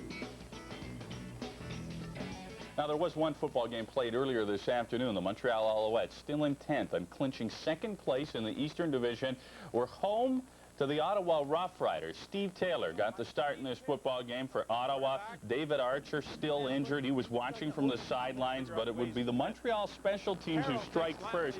On the Wayne Lambley punt, Gary Harrell with the return. He would go 65 yards for the Montreal touchdown. And a little later on, the second quarter, Ottawa trying to get back into this football game. Taylor connects with Joseph Rogers. He'll go 23 yards for the TD. It's 8-7 for Ottawa. Later in the second, Taylor picked off by AD, Anthony Drawhorn. They'll take the interception all the way back, 70 yards and the touchdown. It's 17-8 for the Alouettes. In the fourth, the Owls add a little more insurance. They cap off a 95-yard drive. Tracy Ham and Michael Souls with the extra effort. Souls gets in 13-yard major. That made it 34-11 for Montreal. The final in the football game was 39-25. Gary Harrell, Anthony Drawhorn, Mike Pringle, and Mike Souls all scored TDs for Montreal. By virtue of that victory, the Alouettes improved to 10-6. Hamilton remains at 8-8. Hamilton has to win both of the remaining games. Montreal would have to lose both of their games as we take a look at the Eastern standings, and Montreal and Hamilton will go head-to-head next week in what should be a very good football game. The Toronto Argonauts on the road in Alberta in top spot at 12-3. Tomorrow they will take on the Edmonton Eskimos as they continue their tour of Alberta. So far, they're over after losing in Calgary. Should be a good football game tomorrow between the Edmonton Eskimos and the Boatmen. As we take a look at the Western standings, Calgary with a 12-4 record. They boast the best record in the West. The Edmonton Eskimos right behind them at 10-6, followed by Winnipeg, BC, and then, of course, the Saskatchewan Roughriders. And we got a pretty good football game in Taylor Field. We'll return to Saskatchewan in a moment or two. Busy day in the world of sports. Let's bring you up to date. Here is Gino Retta with a TSN Sports Break.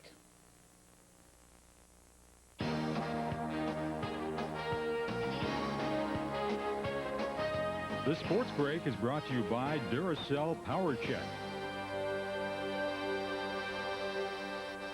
Hi, everyone, and welcome to our TSN newsroom. I'm Gino Retta. As you can see by the big board behind me, it is a busy night in the world of sport tonight, but there's one change we do have to make.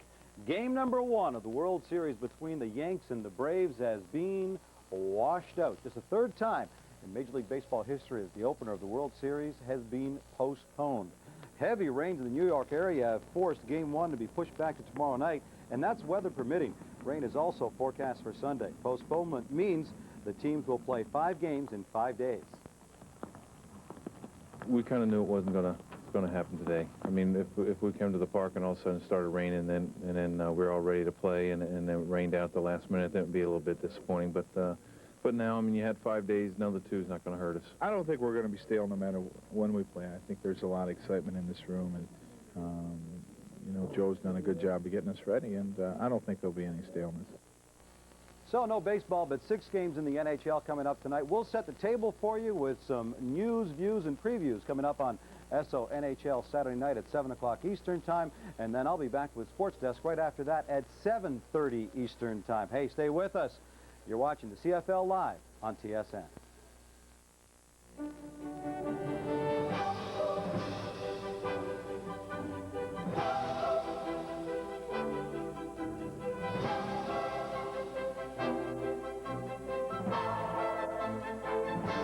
One name stands for the promise of perfect pastry every time. That name is Tenderflake. Trusted, experienced, Tenderflake. Nothing makes it flakier. Oh, hi. It's Midas-Size Days, and that's why we can't afford a color commercial. But what we've saved, we're passing on to you. Until October 26, Midas will give you a lube, oil, and filter, top-up fluids, test antifreeze, rotate your tires, set the pressure, and check lights, hoses, and belts. All for just $34.95. And they'll even inspect your brakes for free. See? It's right here in black and white. Midas, the way it should be. Oh, yeah. Offer ends October 26th. Now next week, it's a TSN triple header. It all starts on Friday with Hamilton and Montreal. We're on the air at 7:30 p.m. Eastern Time. That's 4:30 p.m. Pacific Time. Big game, isn't it? Battle for second place in the East. Then Winnipeg and Ottawa on Saturday. We're on the air at 2 o'clock Eastern Time, 11 o'clock a.m. Eastern Time, or Pacific Time, I should say. And Calgary and Edmonton. It's the Battle of Alberta. Always a good game. We're on the air at Sunday, 3:30 p.m. Eastern Time with a pregame show. We got a pretty good game going in Taylor Field as well for their thoughts on what has transpired so far, and hopefully they're there. Let's return to Taylor Field. There's Gord Miller and Glenn Suter. Yeah, don't worry, Darren. We put another hamster on the treadmill, so we think we'll have enough electricity here to get us through the second half. But Glenn, the question is, I guess, will the BC Lions have a quarterback to get them through the second half of this football game? As you look at the numbers from the first half of this football game, the win is obviously a major factor here today. but just 72 yards rushing for Saskatchewan, 59 for BC, and Saskatchewan has 155 net yards with a 10-9 lead. Saskatchewan, as we talked about off the top of the show, is perhaps auditioning quarterbacks for next year. For the BC Lions, Glenn, I guess they'll decide their quarterback, whoever's left standing. Well, Chris Vargas looks serious. I mean, it looks like Chris Vargas will be out. He's got the ankle injury. Damon Allen is shaken up. They're going to evaluate him. We'll see if he can play, but Julio Caravata will likely be the guy who plays for the rest of this game for BC. So for the BC Lions, it's always something, isn't it? And right now, it's in the hands of a man who has thrown fewer than 75 passes in his CFL career. Back with more right after this. The reviews are in. Leading industry publications agree that Corel WordPerfect Suite 7, the world's best word processor, is now an unbeatable office suite. Corel Suites include better internet features than Office or Smart Suite. Feature for feature, the new Corel Suite outperforms the competitors.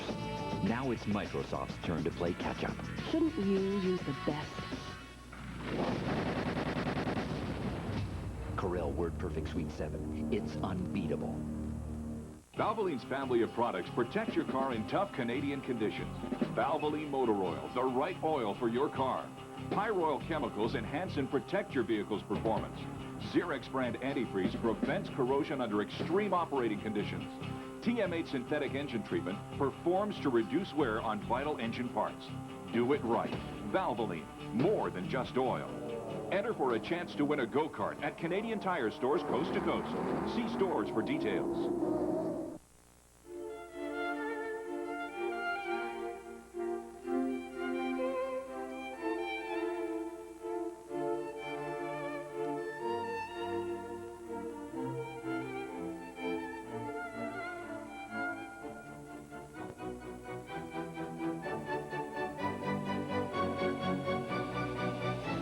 The diamond engagement ring.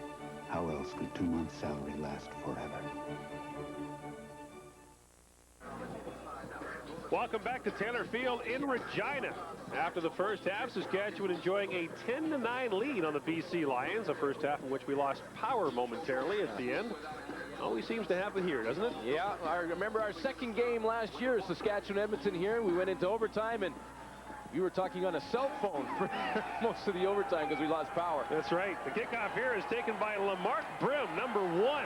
And Brim, new in the BC Lions scheme of things, gets out to the 50-yard line. And after number 1 returns the kickoff, number 2, Julio Caravata, will direct the offense. So Damon Allen apparently cannot go for the BC Lions. And I would suspect, although we haven't got official confirmation yet, that Chris Vargas has been taken in for x-rays. So Julio Caravata, the pride of Simon Fraser University, directs a BC Lion offense with the win to open the third quarter. And if Caravata was to get hurt, who knows? Louis Pasaglia. Probably. On first down, Caravata fakes, can't find a man open, now gets it to Corey Philpott. Philpott, lots of room to run, finally forced out of bounds at the 27-yard line. There's a flag down at midfield. Well, there's a flag on the field, and Vincent Donaldson was on the ground when Corey Philpott caught that pass. And Vincent Donaldson looks like to me like he's talking about maybe a pick was made. No, I think he's being called for pass interference. Eligible receiver, Saskatchewan 24. Decline. Yeah, the gain is 33 yards. It'll stand. I was looking over there, and Donaldson was involved with the other BC receiver who was down there on Alford. Yeah, Ted Alford was coming to the outside, and well, no question about that. You're not even going to argue that one? No, DB. I usually side with the DBs, but I can't do it that time. The Lions have it, 1st and 10 from the Saskatchewan 27.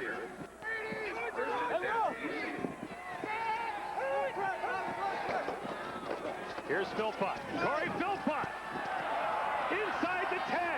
Philpott gets down to the 5-yard line, finally stopped by Aaron Ruffin.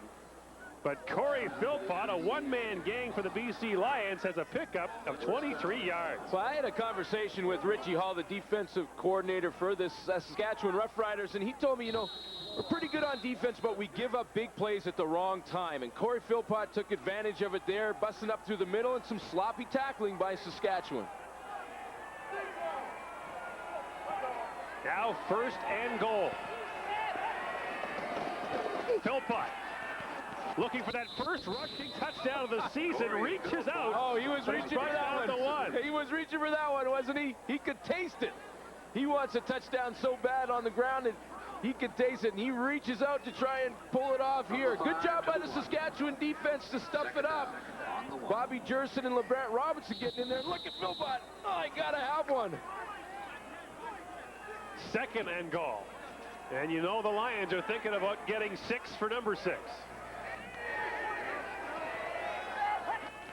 Caravetta dives straight ahead. I don't think so. I don't know if he got there. No signal from the official. No way. Bring up 3rd and goal from the 1. No way. It didn't look like Julio Caravetta got off the football. He took the snap. It looked like he was really slow to try and get to the left side of that offensive line, and he was held short. You see, watch how slow he moves to the left. It doesn't look like there gets any surge there, and give credit to that front 4 by the Saskatchewan Roughriders. Bobby Jerson leads the way, and they stuff him. 2 plays in a row. Trevor Shaw brings the play in for the BC Lions, who are without right tackle Todd Furtick. Gary Zawatsky has taken his place, so the injuries really starting to pile up for the BC Lions. And moving the ball back about an inch.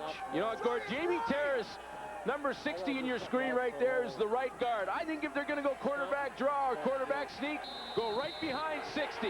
Last year's Northern outstanding lineman. 3rd and goal. Caravetta the fake. Lots of room. Touchdown. Julio Caravetta scores the touchdown for the BC Lions, who lead for the first time. $5, $5.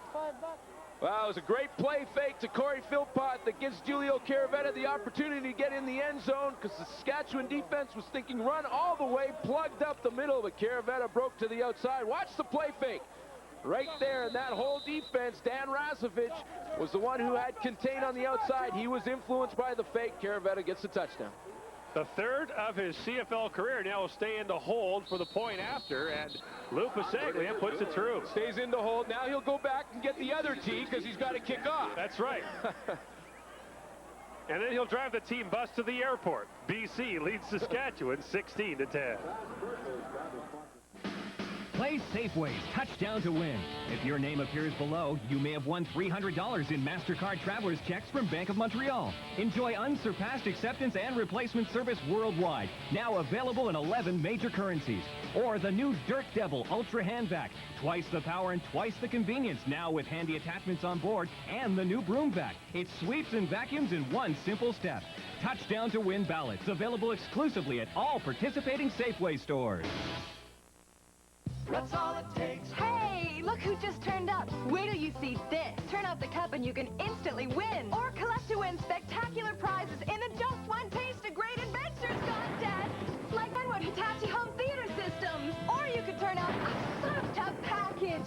More than 1 million prizes, including the ultimate adventure package of a Polaris Snowmobile PWC and ATV. So turn out the country style and turn out the winner. The country style. Oh, hi. It's Midas-Size Days, and that's why we can't afford a color commercial. But what we've saved, we're passing on to you.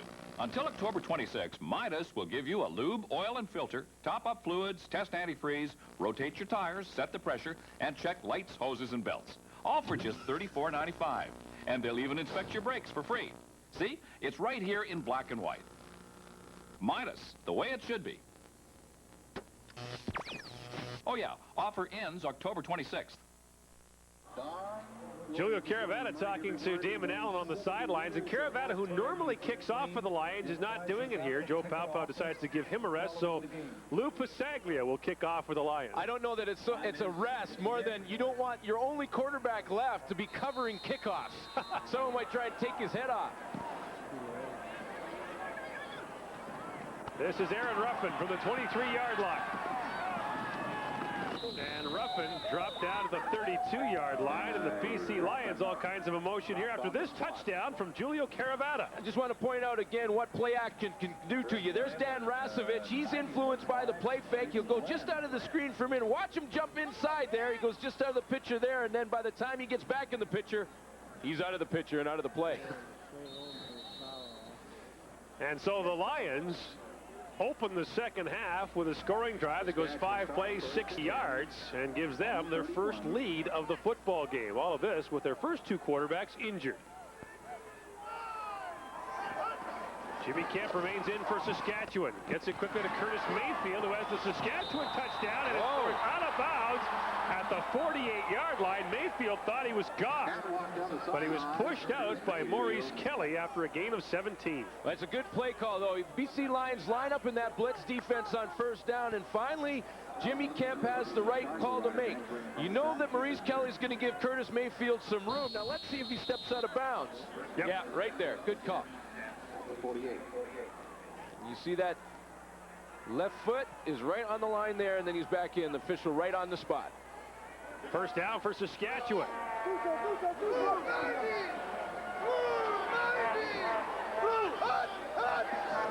Kemp trying to draw the Lions offside, gives it off to Mims, and Mims gets stacked up, and he gets to the 50-yard line for a gain of 2.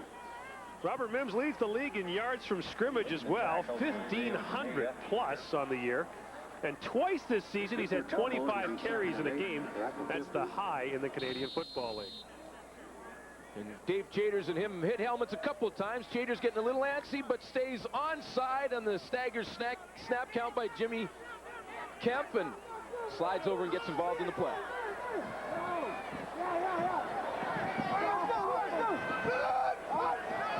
Second and long. Here comes the blitz. Kemp gets it away and gets it to Dan Farthing. Dan Farthing's first catch of the game, good for a first down to the BC 51-yard line. Real good throw and catch. Good play by the Saskatchewan offense. Jimmy Kemp had to throw that one as he was on his back feet, backpedaling. He drops back here because of the blitz coming down the middle from Tyrone Chapman. Kind of has to jump up as he's backpedaling, and then his receiver makes him look good when Dan Farthing lays out and pulls it off the turf. Dan Farthing, a Saskatchewan native, played for the University of Saskatchewan, as his first catch of the day.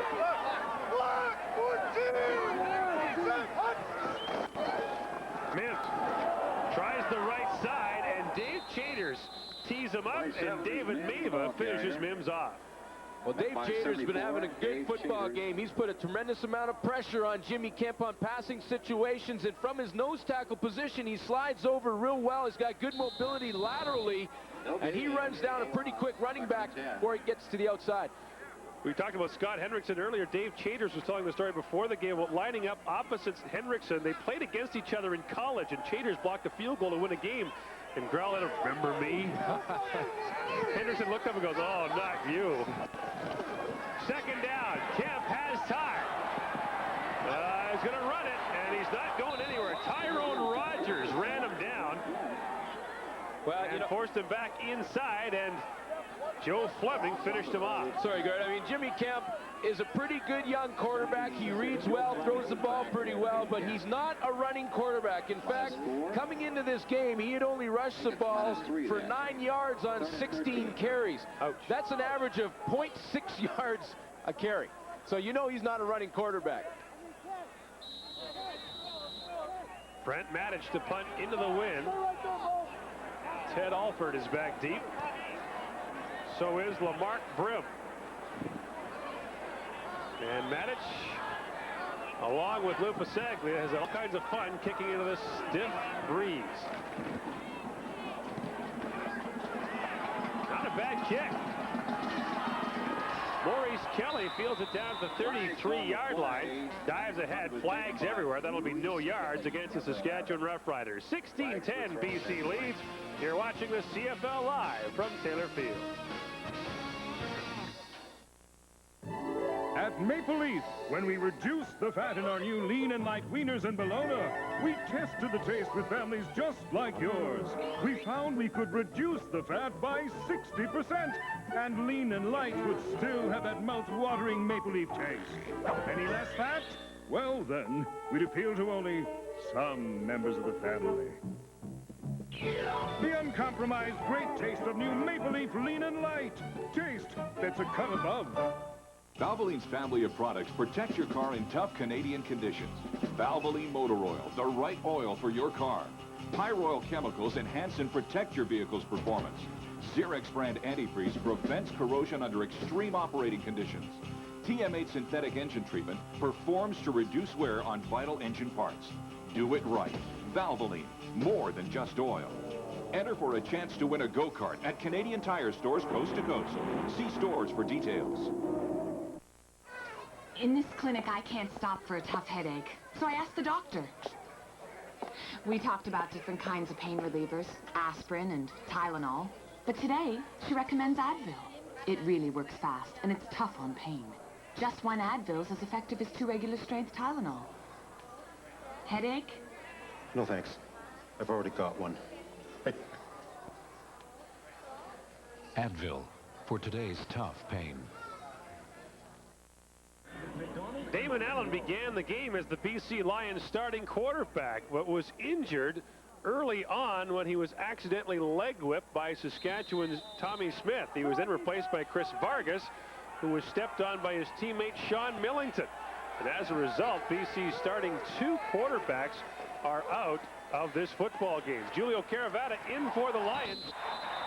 And Caravata's first pass here, intended for Mike Trevathan, falls incomplete. Julio Caravata was #1 on the depth chart in training camp. That's right. He came into training camp #1 after a good performance in the last game of the regular season for the BC Lions against Baltimore. But Montreal got Julio Caravata, picked him up on one of the Canadian equalization draft picks.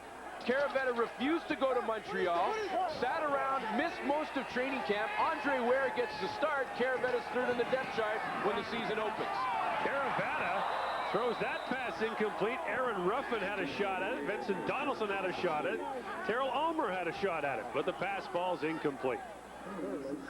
Well, Aaron Ruffin and Terrell Ulmer is, of course, leading the Saskatchewan Roughriders in interceptions with 5 on the year. And see, Ruffin had a crack at it. He has a couple on the season and having a pretty good year returning kicks as well. You know, he has 2 touchdowns on punt returns this season. And I talked to him about it. He says, you know, I've had 1 called back as well, and I fumbled 1 going into about the 10-yard line.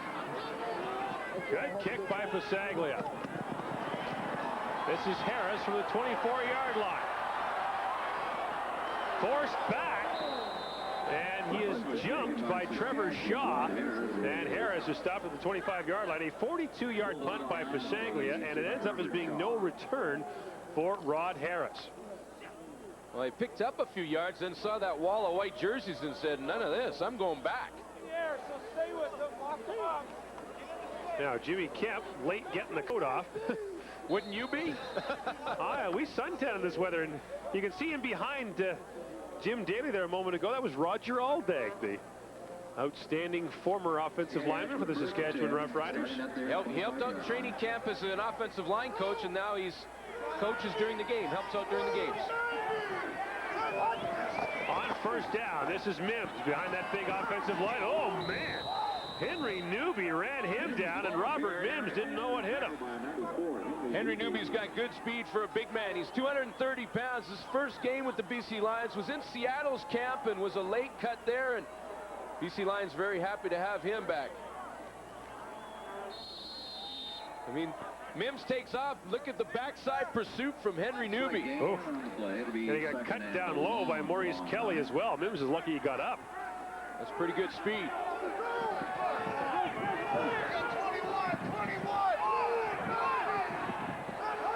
Here comes the blitz on second down. Oh, look out. Kemp got buried.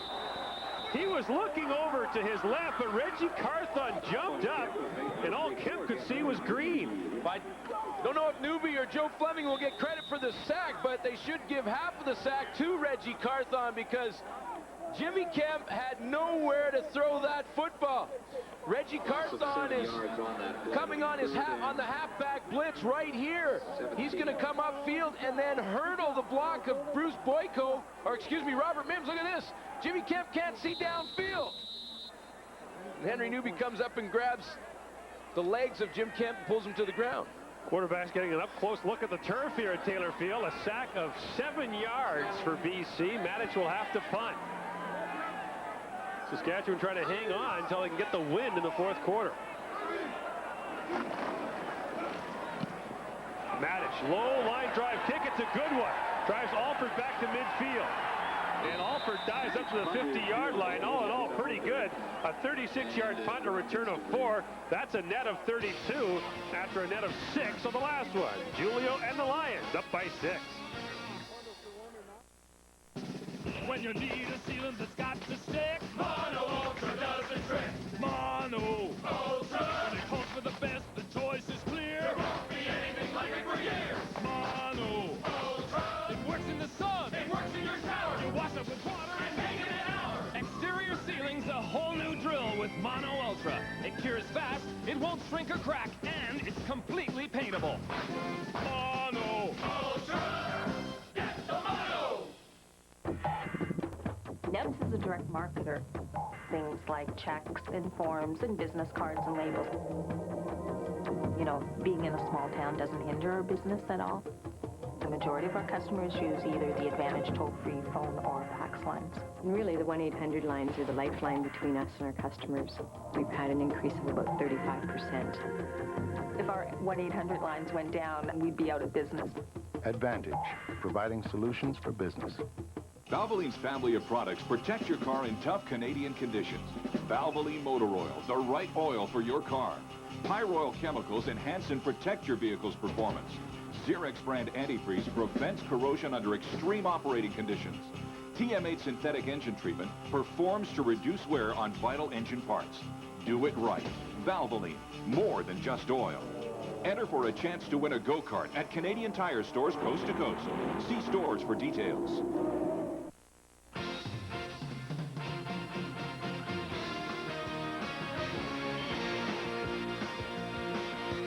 Closed captioning of this CFL telecast is brought to you by Subway. Try Subway's great-tasting classic Italian BMT.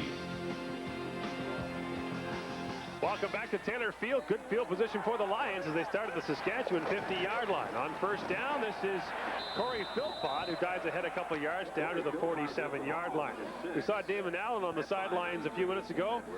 Well, after the last series, Chris Vargas made his way back to the BC sideline on crutches with that left ankle up in the air. The good news is, doesn't appear to be broken, or they'd have kept it likely, so it looks like a badly sprained ankle. And so Allen on the sidelines, we're told to be used only in an emergency. And Julio Caravetta directs the BC attack.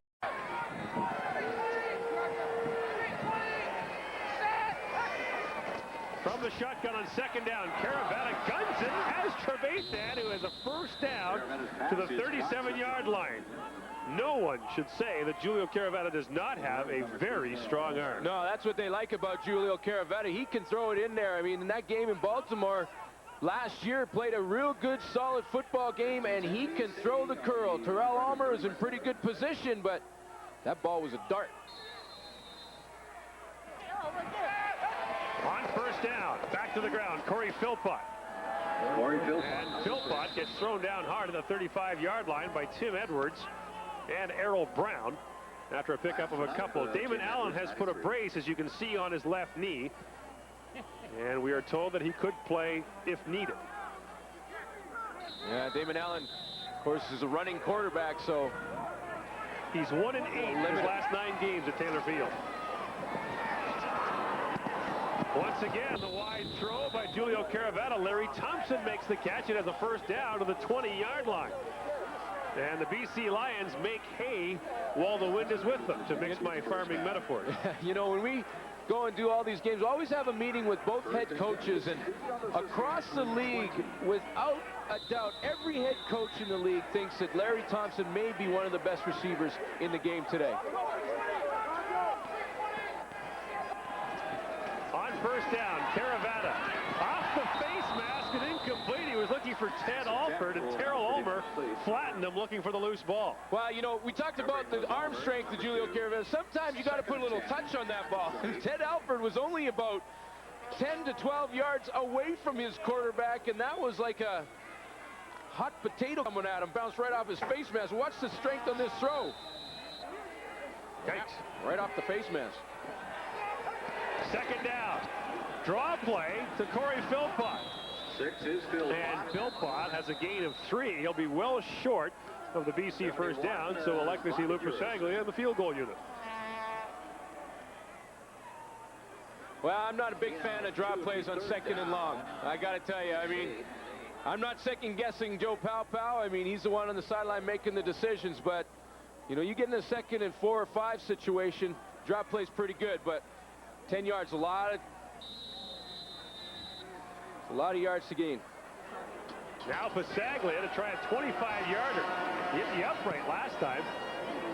But this time he puts it through, and then some. It cleared the end zone by a few miles with the wind behind it.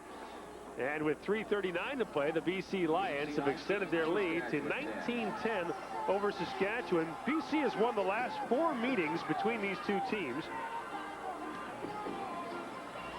And that time, Lou Pasaglia, a graduate of Simon Fraser University, gets a good hold from Julio Caravetta of SFU.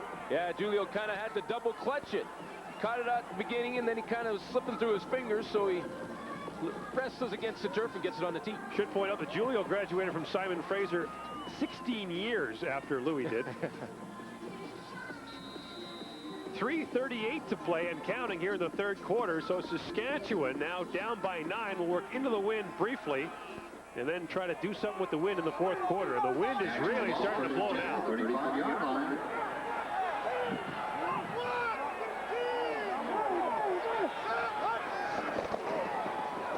Mims on 1st down. Shakes, bakes, and not much happens. Joe Fleming got there along with Tyrone Chapman. And Robert Mims has a gain of 2. Yeah, Tyrone Chapman makes the play. I mean, he's the leading tackler for the BC Lions, has 60 on the year. He's around the football, but he strings it out. He knows he's got Maurice Kelly outside in containment, strings out Robert Mims and comes up with a good play. Chapman's hometown of Dumas, Arkansas, is not far from Hope, which just happens to be the birthplace of U.S. President Bill Clinton. That was not in the notes. Oh, look out, loose ball. Kemp picks it up. And Kemp gets up to the 44-yard line. If you designed a play like that, it worked pretty well. He gets 7 yards. That's the old fumble-rooski where you leave the ball on the ground, right? The old fumble-rooski. Usually a lineman picks it up on the fumble-rooski, but I don't think they planned it by bouncing it off the shins of Jimmy Kemp, but it worked out to be just short of a 1st down for Saskatchewan. And rather than punt the ball 15 yards or something, they'll gamble on 3rd and a long yard. Brent Matic had a net punt of 6 yards earlier in this quarter. A 22-yard kick, no yards.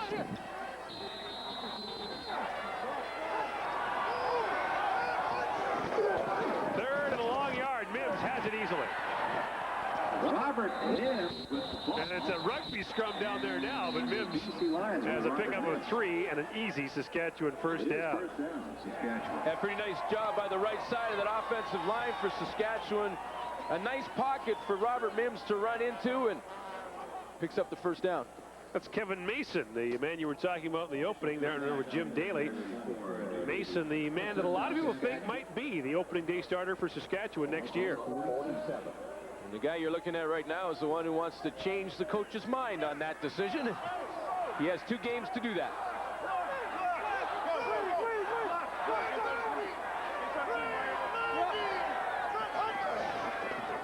On 1st down, Kemp, quick throw, Boyko can't hang on. And that's a costly incompletion for the Saskatchewan Roughriders because it will stop the clock here late in the 3rd quarter. Saskatchewan, if it can keep the drive going, could get the win on this drive. And Saskatchewan wants to get out of this quarter. It is their worst quarter in the season. They only scored 37 points in the 3rd quarter. That averages 2.5 points per game. They just want to get this one over with. Wow. Jim Daly might want to sharpen up his halftime speeches.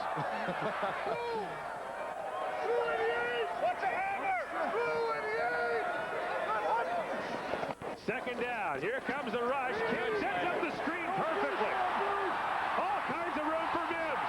Still going. Mims tripped up as he gets to the 30-yard line. Maurice Kelly probably saved a touchdown. If you don't like the draw on 2nd and long, you gotta love the screen pass for 33 yards against the blitz. I tell you what, you have got to love the execution of this screenplay. You know that the BC Lions are coming with the blitz. It is a great call, but watch the execution from the 5 offensive linemen. Block for a minute, then let that front 5 go. Look at every BC line in the backfield and a convoy out in front of number 27, Robert Robert Mims. There's Paul Vida making a block. What a play. First down, Kemp looking up the sideline, has a man, Narcisse, touchdown! But there's a flag at the 10. It would be the 4th touchdown catch of the year for Narcisse, but the penalties against the Lions and the touchdown will stand. A 30-yard score. Illegal contact on an eligible receiver. BC 7-6. Decline. Penalty goes against Joe Fleming. Joe Fleming's a lineman. He makes it. Here comes the pattern from Don Narcisse. Just nothing fancy. Just gets outside of Maurice Kelly, but Maurice Kelly makes the cardinal mistake as a defensive back, looking back at the quarterback. One of the most unique dances in the Canadian Football League. And now Frank Jagas for the point after to bring Saskatchewan within 2. What a huge drive for the Green Riders. They run off the remaining time in the 3rd quarter. They're within 2, and when the 4th quarter begins, the Saskatchewan Roughriders will have the win and a chance to retake the lead.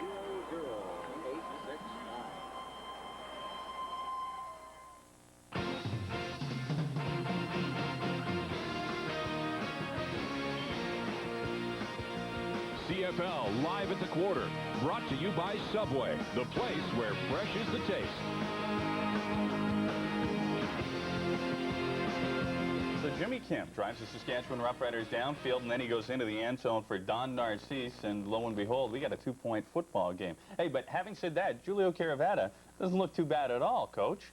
No, you know, Julio's been in the league for a number of years, and he's had an opportunity to be around a good quarterback coach like Joe Paopao, and you know, he's got the arm strength. He just has to learn how to use it properly. That's the point that I wanted to talk to you about, because during that full quarter, ever since Caravata's been in, and Gordon Gled mentioned it as well, Caravata's got a gun for an arm.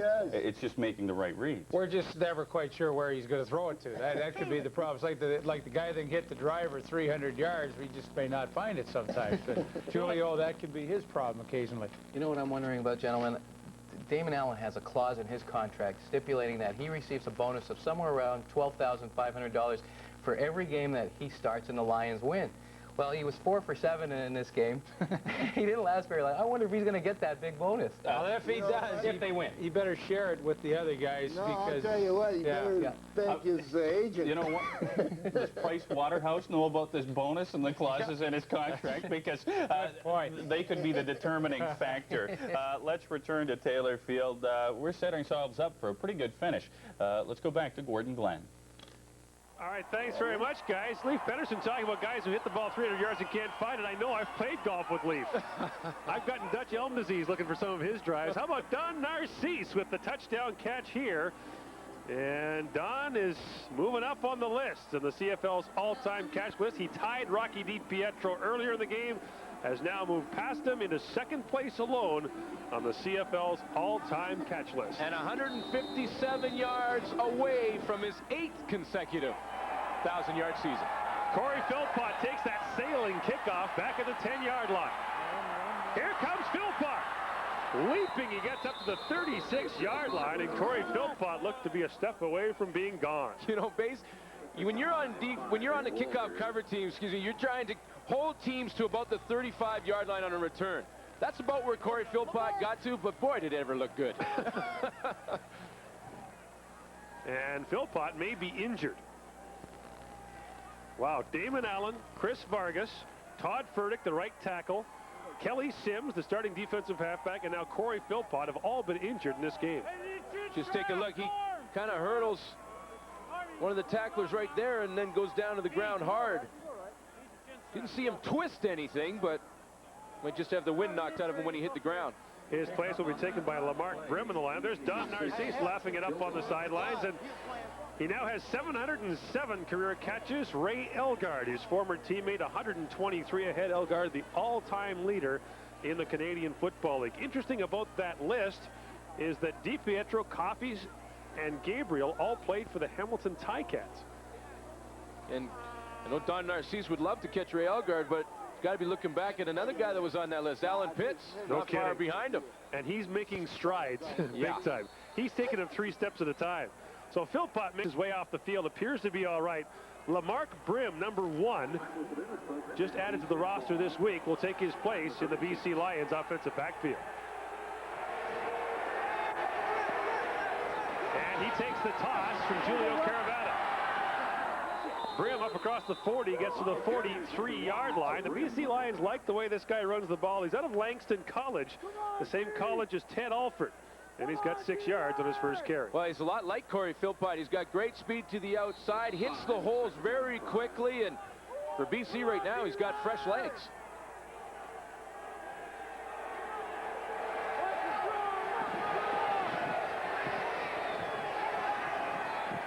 On second down, Caravana looking for Matt Clark. That looked to be tipped at the line of scrimmage. It'll fall incomplete. And the BC Lions will be forced to punt. Yeah, I'm not so sure Matt Clark might not be able to have got 2 hands on that pass, because kind of casually stuck one arm out, and I think he might have been able to, if he got 2 on it, peel it in. Come on, Ruff. Take a look, see if the ball was tipped. Caravana just take the 2-step drop and kind of sidearm it out there, and it wasn't tipped on the play, but a pretty casual attempt at it by Matt Clark. Lou Pasaglia has not punted into the wind for a couple of hours, not since the first quarter, and it is blowing considerably harder now than it was then. Colder, too. A one-hop snap. Pasaglia gets it away. Low driving kick. Ruffin does a great job to catch it. Saskatchewan hollering for no yards, but it won't be called. And now some pushing and shoving breaks out. A 23-yard punt by Pasaglia. And involved there for Saskatchewan was Sheldon Benoit, number 70. Well, Louis Pasaglia ran a fake last week versus the Edmonton Eskimos that was successful, and he looked like he was trying to fake it there. Gary Rogers, of course, was bearing down on it, and then the great play by Aaron Ruffin looks a little bit like a shortstop taking that on the first bounce. Well, when you've been around as long as Louis, you know there's going to be days like this with a wind like this. Not quite like his dome, where the air conditioning is the only thing you got to worry about. On first down, Kemp gives it off to Robert Mims. Mims has a convoy in front of him and gets up to the 50-yard line. A pickup of 3. Just over 13 minutes left to go in the fourth quarter. Here are the numbers through 3, and you can see that things have picked up a bit in the second half. But I think the big difference there too is the time of possession. It was lopsided for BC in the first half, but as of the third quarter now, it's all evened up. Saskatchewan's keeping drives alive. Robert Mims now 18 carries for 85 yards in the football game, and the wind is at Saskatchewan's back. Here comes the rush. Kemp gets it away for Narcisse. And Narcisse has a first down into BC territory at the 50-yard line. That's twice that play has worked to perfection for Saskatchewan. And both times Saskatchewan has run this play, it's been when they had the wind at their back, because BC plays a softer defense when the wind is in their face, in their face. And Narcisse comes underneath on the pick. The DBs are all way off, and I'm going to get this one out before it's over. When does BC play softer defense? When they have the wind in their face. Right. Okay. There we go. Yes. I got it figured out. From the 49-yard line, first down. Kemp, lots of time, hits Mims. Mims inside the 35-yard line, gets down to the 31. And Mims with a pickup of 18 yards, another Saskatchewan first down. This is smart play calling by the Saskatchewan Roughriders. Again, BC going with that zone defense, something they don't really play that much of all season. And when you play the zone, just dump it underneath and let your running back pick up the yardage, and they're going to get a little more. And rough play is tacked on to the end of it, which will give Saskatchewan the ball at the 16-yard line. Ooh, Dave Chaters took a punch at Jimmy Kemp. And Kemp says to Paul Vida, hey, man, don't go after him. We got the penalty. Well, Paul Vida, of course, going to run to the aid of his quarterback, but it's a good move by Kemp. The penalty puts Saskatchewan down to the 16. And Mims will get down to the 13 as Saskatchewan pounds it out along the ground. The thing about Saskatchewan is that Mims runs the ball very well for them. But on their roster tonight, the second leading rusher is Darren Joseph, who has 2 carries for 16 yards. So Mims does all the rushing for Saskatchewan. Yeah, no question. I mean, he has by far more attempts than anyone in the Canadian Football League running the ball. He's got 80% of Saskatchewan's rushing yards.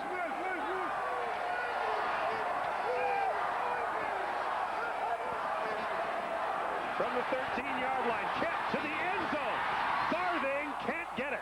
In fact, Farthing was there with Rod Harris. They were standing side by each, and the pass falls incomplete. Jimmy Kipp says, my fault. My fault because he gave both receivers the same sort of pattern that made them end up in the same place. I mean, Boyko wasn't that far off. Tyrone Chapman's bearing down on Kemp, and he looks down there and sees a couple of green jerseys and thinks, hey, maybe my odds aren't bad. Throw it into the crowd. Throw it in there. You never know. See Bruce Boyko not far away either.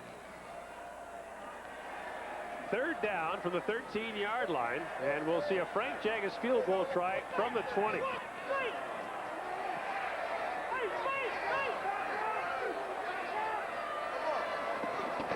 Kind of a tumbling snap. The flags are down, and Jagas puts it through. Now it's 3rd and 7. If the penalty was against the BC Lions, it might make it interesting. It is. Well, according to Dan Farthing, it's against BC. That would make it 3rd and 2. I think Saskatchewan will take the points. BC 11. Decline. Rule of field goal stands, and the Saskatchewan Roughriders regain the lead at 20-19. Rule of thumb for the head coach: never take points off the board. It's a seesaw affair, and Saskatchewan is back on top. Play Safeway's Touchdown to Win. If your name appears below, you may have won the all-new Uniden 25-channel cordless phone and digital answering system. It's loaded with exceptional features, no tapes or moving parts. Uniden, built with quality that really goes the distance. Or durable Macassa stoneware in the lifestyle pattern. It's oven, detergent, microwave, and dishwasher safe. For finest quality dinnerware, stemware, flatware, and gifts, Macassa sets the standard. Touchdown to Win ballots available exclusively at all participating Safeway stores. If you want full office suite power at a word processor price, look no further than Corel WordPerfect Suite. Corel WordPerfect Suite includes an exceptionally intelligent word processor, an award-winning spreadsheet, amazing presentation graphics, plus business graphics and utilities, hundreds of fonts and thousands of clip art images. Corel WordPerfect Suite delivers office suite power at a word processor price. Saskatchewan back on top by a score of 20-19 after that last field goal. Stay tuned after the game coming up tonight to get you ready for a Saturday night of hockey. Esso NHL Saturday night with Paul Romana pinch hitting for me and Bob McKenzie. Can't be in two places at once, as the old saying goes. The BC Lions will take the ball at their own 35-yard line, working into the wind with their third-string quarterback. But they're right in this football game, which has been a very good game. Third-string quarterback and second-string tailback. Yeah. And a backup right tackle. First down, Caravana will throw it. He'll throw it deep. Looking up the sidelines, his intended receiver, Larry Thompson, fell, working on Vincent Donaldson, and the two old roomies have a laugh about it. Well, I think we should recall that play and say it's Caravana going deep to Vincent Donaldson, and Larry Thompson coming up with the big defensive play to get that ball out of there. Go throwing it to the wind, even with the strong arm, it's awfully tough, and Julio Caravana throws that one short. Vincent Donaldson had a better chance at it than Larry Thompson. Second down from the 35-yard line. Caravana in the shotgun. Low snap. Caravana slings his sidearm, gets it to Millington, but he's wrapped up quickly by Aaron Ruffin. Well, a busted play, and it forces BC to punt. Well, Julio Caravana does not have a whole lot of playing experience, and I think if he would see this one on the film, he would choose to take off and run with this. The snap is low and at the ankles, but he's got a big opening and hesitates. When you hesitate in a game with the defense as quick as Saskatchewan's, it's all over.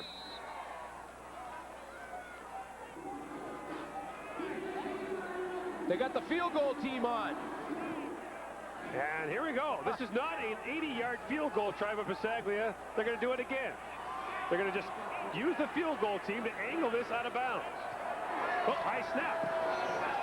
And Bisaglia puts it through. No, just kidding. Aaron Ruffin fields it at the 35-yard line. And here comes Aaron Ruffin. Now, one problem with using your field goal team for that, you got all those linemen out there. Exactly. Aaron Ruffin gets a great return. That's the point I was going to make, Gordon. I mean, that's the chance you take. If you put the field goal team on a situation like that, you got to get the ball out of bounds because the guys covering are offensive linemen, not special team guys, which are usually linebackers. So you take a chance if you don't get it out of bounds. And Joe Paopao sees pretty good field position for the Saskatchewan Roughriders because Bisaglia couldn't get that one out of bounds. Well, it was a 34-yard kick, a return of 23. The net is 11. And the result is that Saskatchewan will start this drive on the BC side of midfield. 9:44 to play in the fourth quarter. See that ball way down the numbers. I mean, that's 25 yards from the numbers to the sideline. So Louis missed that field goal attempt. Or sideline attempt. And Aaron Ruffin, who's had a pretty good day with the Saskatchewan Roughriders, he snuffed out that swing pass to Millington on the previous play and gets a good return here for Jim Kemp to set up the offense. He's 12 of 21 today with a couple of touchdown passes and no interceptions. This after last week when he had no touchdown passes, was picked off 3 times, was sacked 8 times.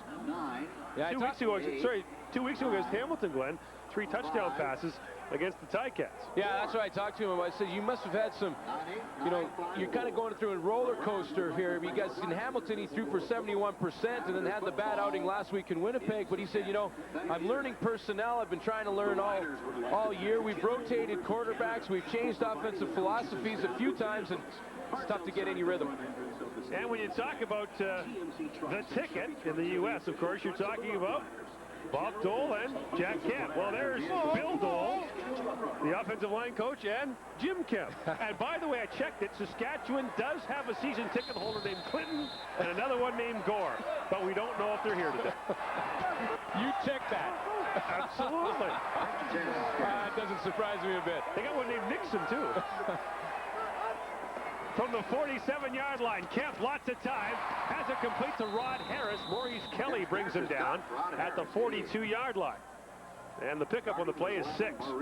Well, now what Saskatchewan wants to do is just retain field position and just keep possession of the football. Don't do anything silly right now for the offense of the Saskatchewan Roughriders because they got good field position. The wind's at their back. All they need to do is stay in field goal range and keep the ball, almost keep the ball on the ground here.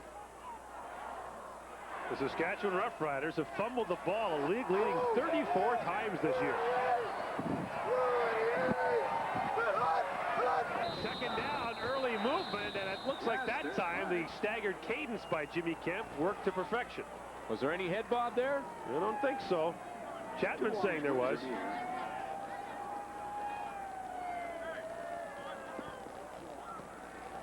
Offside, BC 56.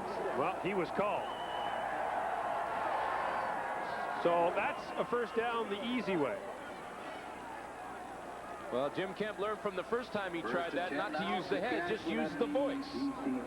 Staggers his count, does a nice job of it, and Tyrone Chapman jumps offside. First down for Saskatchewan from the BC 37-yard line.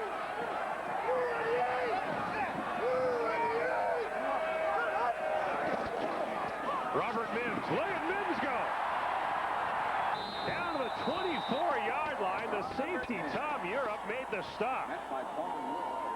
This is a point in the game when you love to have a great running attack. Robert Mims, of course, we've talked about it all game, leading the league in rushing, and overall, this team is 4th in the CFL in running, and when you have a bit of a lead, the wind at your back, and keep the ball on the ground and pick up yards like this, you're going to have success.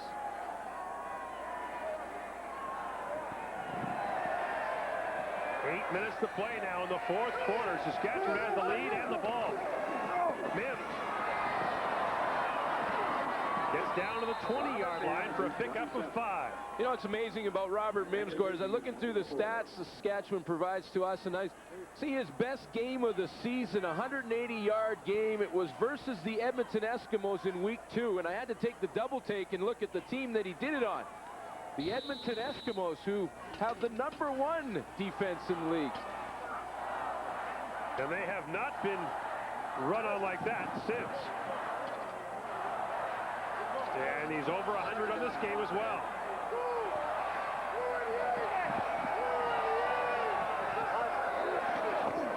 The fake to Mims. Kemp, all kinds of room. And he'll run it out of bounds at the 10-yard line. He'll have a Saskatchewan first down. If he'd wanted to, he could have gotten to the end zone. He had 2 receivers open. Kemp on that run just ran for about half of what he's run for all season. Pretty good play fake to Mims. I mean, why wouldn't the BC defense be thinking that he would get the football, and then Kemp just labors his way to this first down. You mentioned he averages 0.6 yards a carry. Yeah. And Saskatchewan with a great running attack that we talked about at the start of the show. A first down at the 10. Mims. Look at that. Bounces off the first wave and gets down to the 3. BC had him stuffed for nothing. Instead, gives up a gain of 7. Joe Fleming and Dave Cheaters were standing shoulder pad to shoulder pad looking at Robert Mims straight in the eye and couldn't come up with the tackle. I mean, they come upfield. Look at this. They have them both right there, and they're grabbing at nothing but air. Boy, Mims has some great moves. Short yardage team comes in now for Saskatchewan. All the big guys. Timothy Edwards comes in there. Keith Hiscox, LeBrent Robinson, Sheldon Benoit, Bobby Jurison. And Bobby Jurison plays in the backfield, actually. He says, boy, I'd love to just get the ball once. He hasn't had a running play all season. His son's a quarterback. I reminded him that, Bobby, your thing is not with the football, okay? You just rush quarterbacks. 2nd and goal from the 4. Mims down to the 1. Mims, the ball carrier. And we'll get another 3rd and goal from the 1. 1-yard line. Last time it was the BC Lions, and Caravana scored. Well, now a field goal makes this a 4-point game for the Saskatchewan Roughriders. So a big decision for Jim Daly, because that means the BC Lions would have to score a touchdown to win. Into the win. Yeah, and if he's held here, now it's a 1-point game. I guess and a field goal wins it. His thinking would be, though, if you get stopped here, it would take a 109-yard drive into the win. And the measurement reveals, by the way, Mims, if he'd gotten down to about the 2-inch line, could have got a first down, but does not. So Jim Daly is gambling. Will gamble on 3rd and goal from the 1. Well, it's back to the 1-yard line. This is a big momentum builder one way or the other.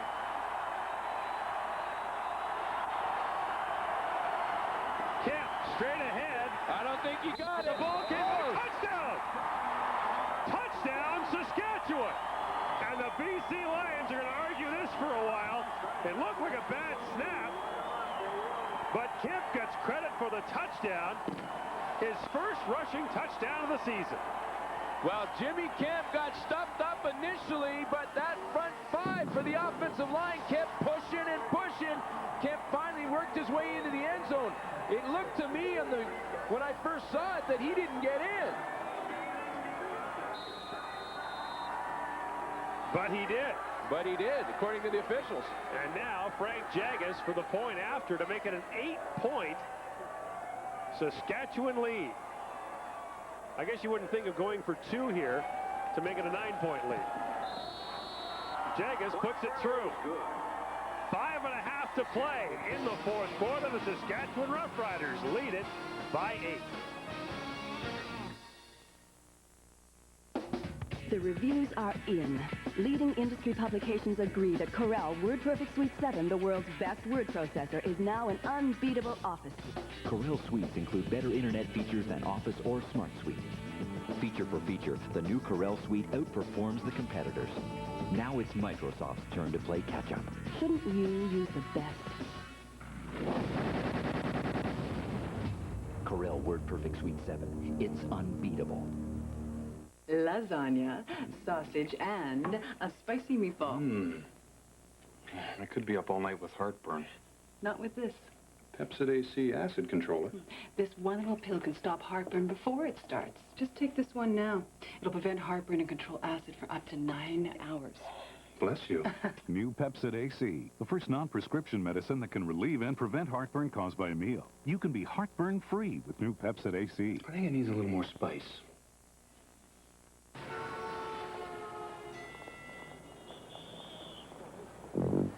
See the bear? Taste the food. Morning. Morning. Morning. See the bear? Taste the food.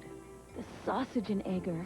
A fresh grade A egg, specially seasoned sausage, and processed cheddar. See the bear? Jimmy Kemp has the rushing touchdown with a little help from his friend. Yeah, I was going to say, my call was correct. Jimmy Kemp did not get in the end zone, but Sheldon Benoit helped him in. He just pushed him in the rear end and got him in.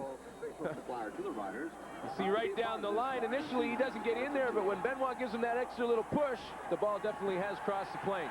Corey Philpott on the kickoff return, and Philpott gets out to the 35-yard line. Rick Walters makes the stop, a 60-yard kickoff, a return of 20. Well, how'd you like to be a BC Lion head coach? You got your third-string quarterback in, your second-string tailback in, and you're up against the wind and an 8-point deficit. Yeah, Philpott shaken up a bit. And will make his way to the sidelines. Well, this is a familiar story for the BC Lions. For the 10th time this year, they carry the lead into the fourth quarter. In the previous 9 times they've led going into the final quarter, they've lost 5 of the games. This will be the 6th time in 10 games they've led and then trailed in the fourth quarter. And don't forget, they've had some last-minute crushings, too.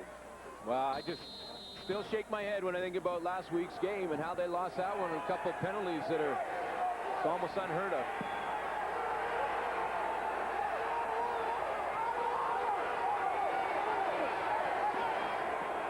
First down, Caravana slings it out there for Alford, and he can't make the catch, and now Alford comes up limping. Another injury for the BC Lions, and I'll tell you what, they won't take the bus to the airport, they'll just grab ambulances. Trevor Shaw will be the backup receiver, number 86, that will have to come back into the game for Ted Alford. 2nd and 10 at the 35. Wow. I guess the good news is they'll have all off-season to heal these injuries, but still. Next week, the Lions are in Toronto to face the Argonauts. They'll be glad to be back under a dome, even if it's not their own. Oh, all kinds of early movement, and that was Craig Hendrickson who jumped there. 1, 2, 3. So that'll back him up 5. Illegal procedure. BC 58. Craig Hendrickson said to me before the game, he said, you know, the only time you've been talking about me is when I get a penalty. Here we go again. Guess what, Craig? Well, I guess we could say, like, it's good that he's got those hairy arms because we'll keep him warm today, but he'd probably rather we talked about penalties, wouldn't he? 2nd down and 15. Caravana from the shotgun. Has Larry Thompson. And Thompson has a first down and then some. Loses the football, but they'll rule it Saskatchewan ball. Thompson said he had it, but the referee says it's Rider ball at the Saskatchewan 52-yard line. Well, that is amazing. I thought Larry Thompson was out of bounds over there on the sideline. Get a good look at it here. First of all, a tremendous throw by Caravetta to get it way out there, but here's the move, and Terrell Ulmer hits him from behind. Punches it out. And they're ruling that Saskatchewan. Now they're changing their mind. They're changing the call. The Saskatchewan offense was on the field, and they'll now say it's a catch and a 28-yard gain. Well, this is unheard of. I mean, this is twice in this game that an official has changed his mind. And that's 2 more times than I'd seen in my whole career. Well, the call on the sideline is made by Dennis Zwarich, number 33, and he's from here. I hope he's got an unlisted phone number.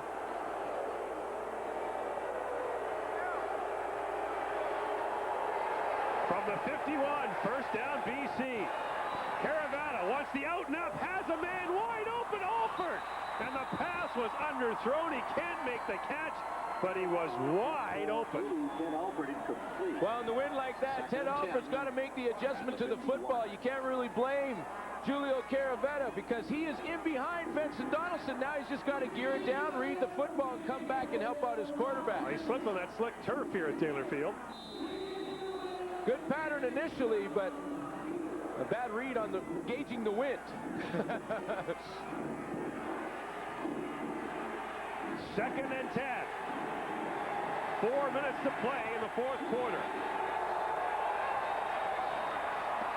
Look out, here comes the rush. Caravana gets it to Thompson. A flag is down. Thompson loses the football. And Saskatchewan gets it back. Gary Rogers picks it up for the Riders and gets up to the 49. But the question is, what's that flag about? And now another late flag comes down at the end of the play. There's a flag down at the 27-yard line. The first flag at the 27 has got to be pass interference one way or the other. Now, that flag was thrown before the catch to the sideline. That means if it's pass interference Saskatchewan, it'll be a BC Lion first down. Caravana's hurt. And the officials are talking to the BC Lions. Wow. Shades of last week, isn't it? Controversial calls, you name it. Well, Mike Trevathan still has his helmet on, so he's not involved. Now, Sawatsky, number 64, I think, was involved in an altercation with a Saskatchewan player after the play, so Bud Steen will have to sort this out. Let's see what the call is. And remember, Gary Rogers has recovered a fumble.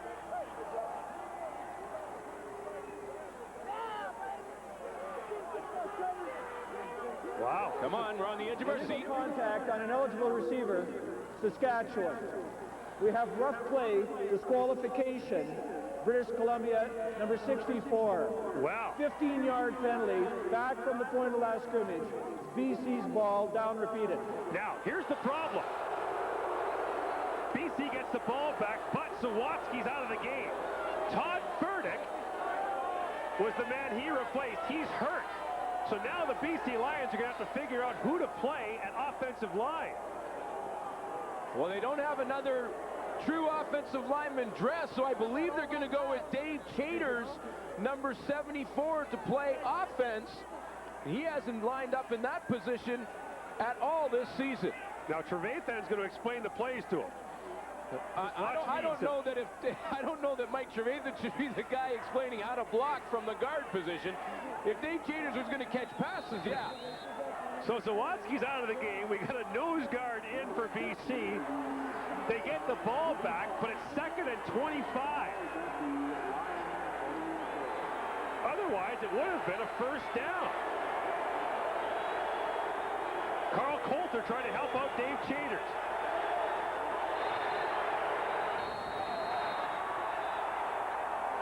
And the play clock has expired. Yeah, Greg Battle, the veteran, was pointing to the play clock to get the officials' attention because it had run out, so it'll be 30 yards for a first down for BC. Second and 30. Into the wind. Kick it. I don't know if Joe Papa has any pages on the playbook to cover second and 30 into the wind in Regina at the end of October. You know what? You almost want to deliberately throw an interception here. It's as good as a punt. Gotta hurry. Gets the play off. Here comes the rush. Caravana over the middle looking there for Mike Trevathan. It'll be third and 30. Well, Matt Clark had got open on the play, and the Saskatchewan Roughrider defense should go over and congratulate Gary Rogers for the success of that one, because had Caravetta had a little more time, he'd have found Matt Clark, who was wide open for what would have been a huge back-breaking first down for BC, but Gary Rogers had the great pressure. Now, Gary Sawatsky is in the dressing room. He's been disqualified from the game. Think about how big his penalty was. It denies his team a first down and excellent field position. Another discipline-type penalty costs this BC Lion football team. The most penalized team in the league. Pasaglia might take off. Now he kicks it. Pretty good kick, actually. Fielded by Harris at the 33-yard line. No flags are down. And Harris dropped to the 33, and now a flag comes down near Pasaglia. A 38-yard punt, all kinds of drama at Taylor Field. We've hit the 3-minute warning. We'll be back right after this. Oh, hi. It's Midas-Size days, and that's why we can't afford a color commercial. But what we've saved, we're passing on to you. Until October 26, Midas will give you a lube, oil, and filter, top up fluids, test antifreeze, rotate your tires, set the pressure, and check lights, hoses, and belts. All for just $34.95. And they'll even inspect your brakes for free. See? It's right here in black and white. Midas, the way it should be. Oh, yeah. Offer ends October 26th. Valvoline's family of products protect your car in tough Canadian conditions. Valvoline Motor Oil, the right oil for your car. Pyroil chemicals enhance and protect your vehicle's performance. Xerox brand antifreeze prevents corrosion under extreme operating conditions. TM8 synthetic engine treatment performs to reduce wear on vital engine parts. Do it right. Valvoline, more than just oil. Enter for a chance to win a go-kart at Canadian Tire stores coast to coast. See stores for details. Uniroyal knows tires aren't always the first thing on your mind. Until you find that pothole out there with your name on it. Trust Uniroyal tires with DuraShield construction, built for puncture resistance, long thread life, and durability. Uniroyal can take the worst the road can dish out and still keep you going. Uniroyal tires, driving dependability home.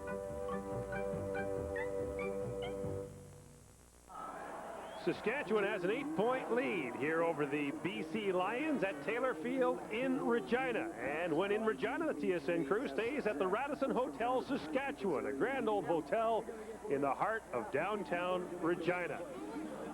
The game story thus far, both BC starting quarterbacks or BC's number 1 and 2 quarterbacks have been injured.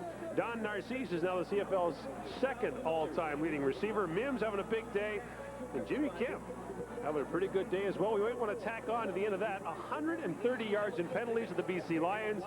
The latest was on that punt.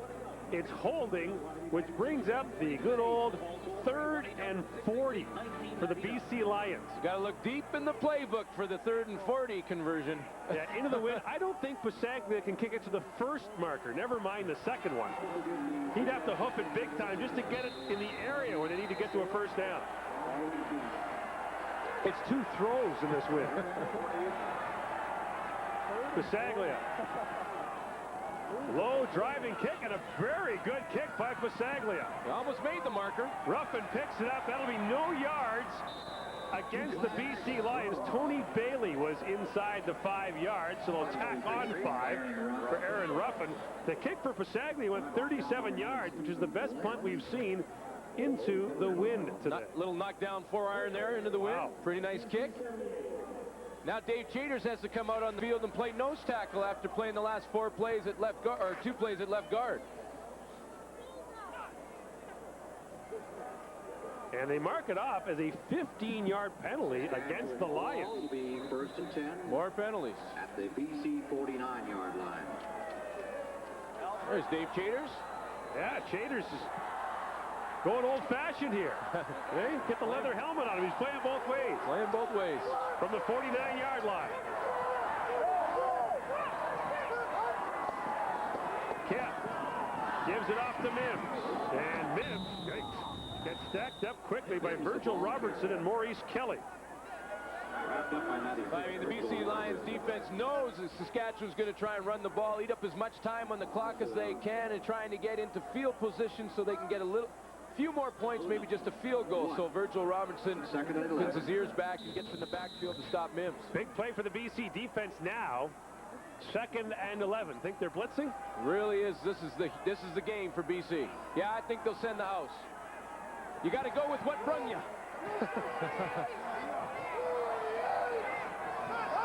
There comes the blitz. Drop play to Mims. And the Lions are able to stack it up as he gets down to the 46-yard line. It would be a 53-yard field goal try with the wind. Jagus made one from 54 in the first quarter. Jim Daly may go out of the Joe Paupow playbook and try and angle it out of bounds. Try and angle one out of bounds here and make the BC Lions drive it the length of the field, and he's listening to me going, yeah, okay, Glenn, that's a good idea. Yeah, he's going to punt it. Maddox will punt. He was going to send Jagus out, but he thinks better of it. With an 8-point lead, he'll just order his punter, Brett Maddox, to use that big wind and make sure he gets it out of bounds. And Ted Alford is the lone man back to receive for the BC Lions. And a single would be big for Saskatchewan here, too. Yeah.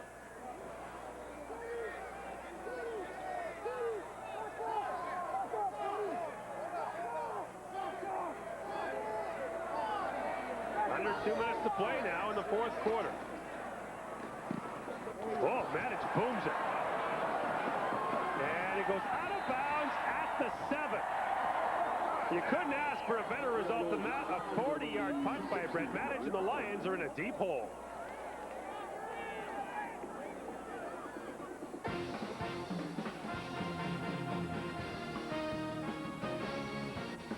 CFL Live on TSN. Brought to you in part by Pepsi. Nothing else is a Pepsi.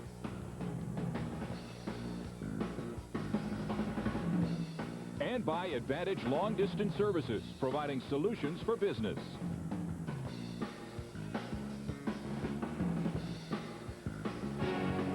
Back at Taylor Field. Well, the situation for the Lions is this. They got to go 104 yards into the wind in under 2 minutes.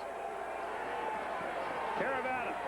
He's slinging it. Trevathan's open. Mike Trevathan makes the catch up to the 42-yard line, and just like that, the Lions are up and moving. They'll go with the hurry-up. Huge play, and what a throw by Julio Caravana to put it on a rope to Trevathan. He's going to go to the corner to the left of your screen, but this ball is a rope down the sideline against the wind.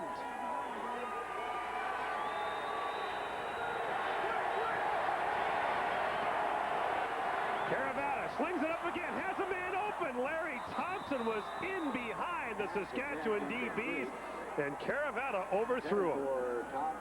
Well, Ted Alford had one dropped short. That time, Caravana tried to play the wind a little more and put some more on it, and Larry Thompson can't run underneath it, but they had the Saskatchewan defense. Vincent Donaldson and Errol Brown, who's in at the safety position right now, were in a 3-deep zone and got caught deep there. Wow. A missed opportunity for the BC Lions. 1:31 to play in the fourth quarter.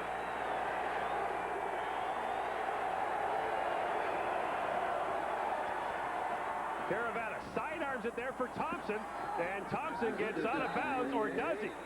At the 54-yard line as he's finally thrown down. If he didn't get out of bounds, the clock will start. And he didn't look like he even thought about getting out of bounds over there, and Larry Thompson knows better. I mean, this guy's a veteran in the league and knows he's got to stop that clock. I think he did. No, he did not. Oh, it's starting right now? The clock will start as soon as the Saskatchewan Roughriders are ready to go, the clock will start. And it's starting now. First down from the BC 54. Caravana quickly to Thompson, and again he's not able to get out of bounds down to the 51. Lots of time, though, for the BC Lions. Well, there is lots of time, but you still, when you throw an out pattern to the sideline like that, you got to get out of bounds and stop the clock. Every second could be huge for you in this last drive. They need a touchdown and a 2-point conversion to force overtime. Caravana in behind Thompson, incomplete. Yeah, he thought that Larry Thompson was going to run the quick out. Larry Thompson went straight up the field, so the ball goes incomplete. That will stop the clock, however. Finally. And now BC also has a timeout to use. Well, Joe Paupow has plenty of time at the 50-yard line, Saskatchewan's 50-yard line. Just wants to maintain possession, keep the drive alive.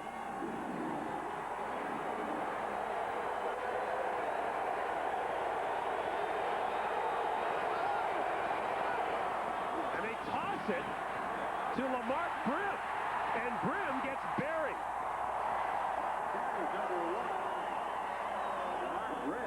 That'll bring up 3rd and a bunch.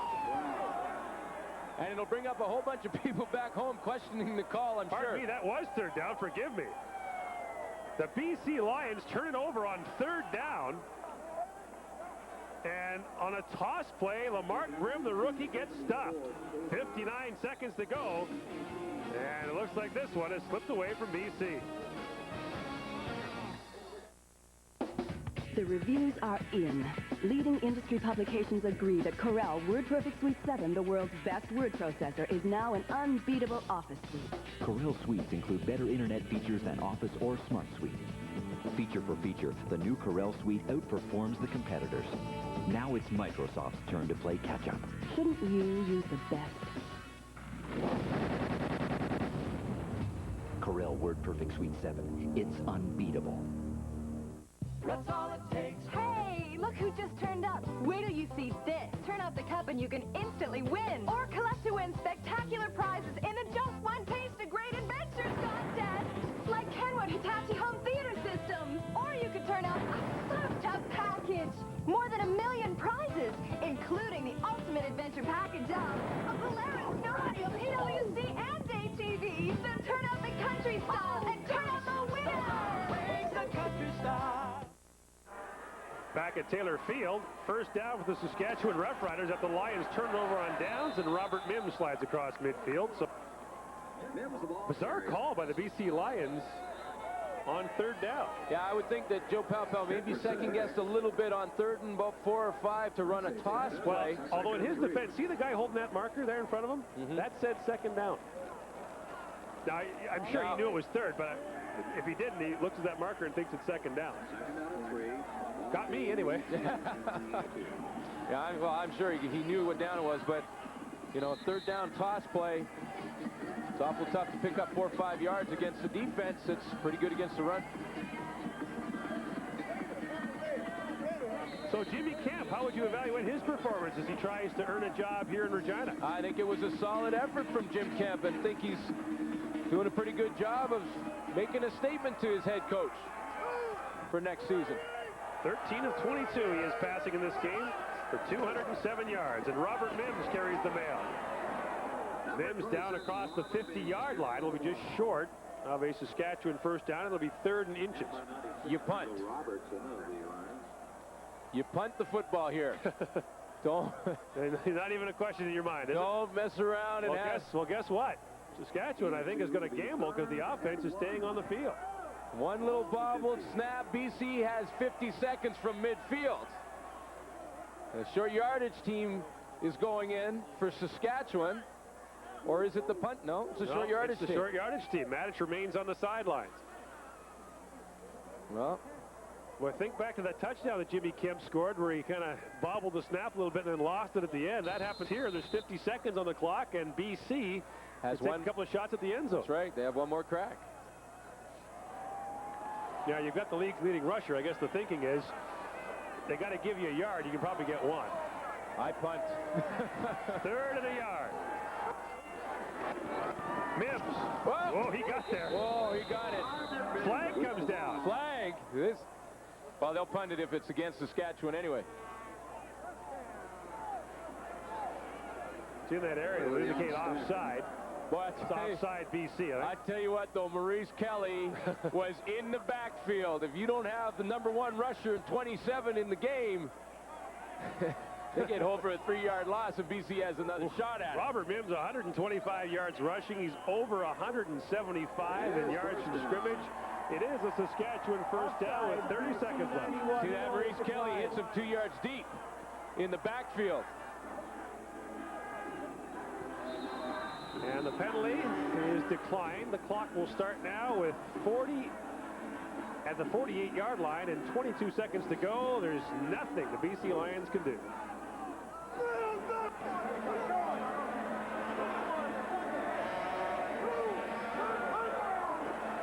Jimmy Kemp will down the football. They'll do that one more time, and the Saskatchewan Roughriders will close out their home schedule with a win over the BC Lions. And a win that will improve the Saskatchewan Roughriders to 5-12 on the year. BC will drop to 4-12. And maybe more importantly, with the crowd of over 25,000 here in Taylor Field today, They gave their home fans in their last home game something to be happy about in this season and think about for next season. The game is over, and the Saskatchewan Roughriders, who trailed after 3 quarters, have won it by a score of 27-19 over the BC Lions, who, the good news is, didn't see it trickle away late in the 4th quarter. The bad news is, suffered injuries to a half dozen of their starting players in the game.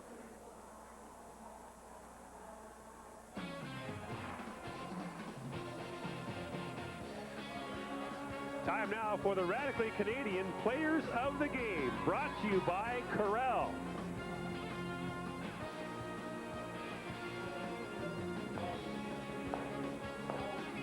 Well, the offensive player, no surprise, the CFL's leading rusher, who turns out more than 175 yards from scrimmage, 125 of them along the ground as he paces the Saskatchewan Roughriders to the win.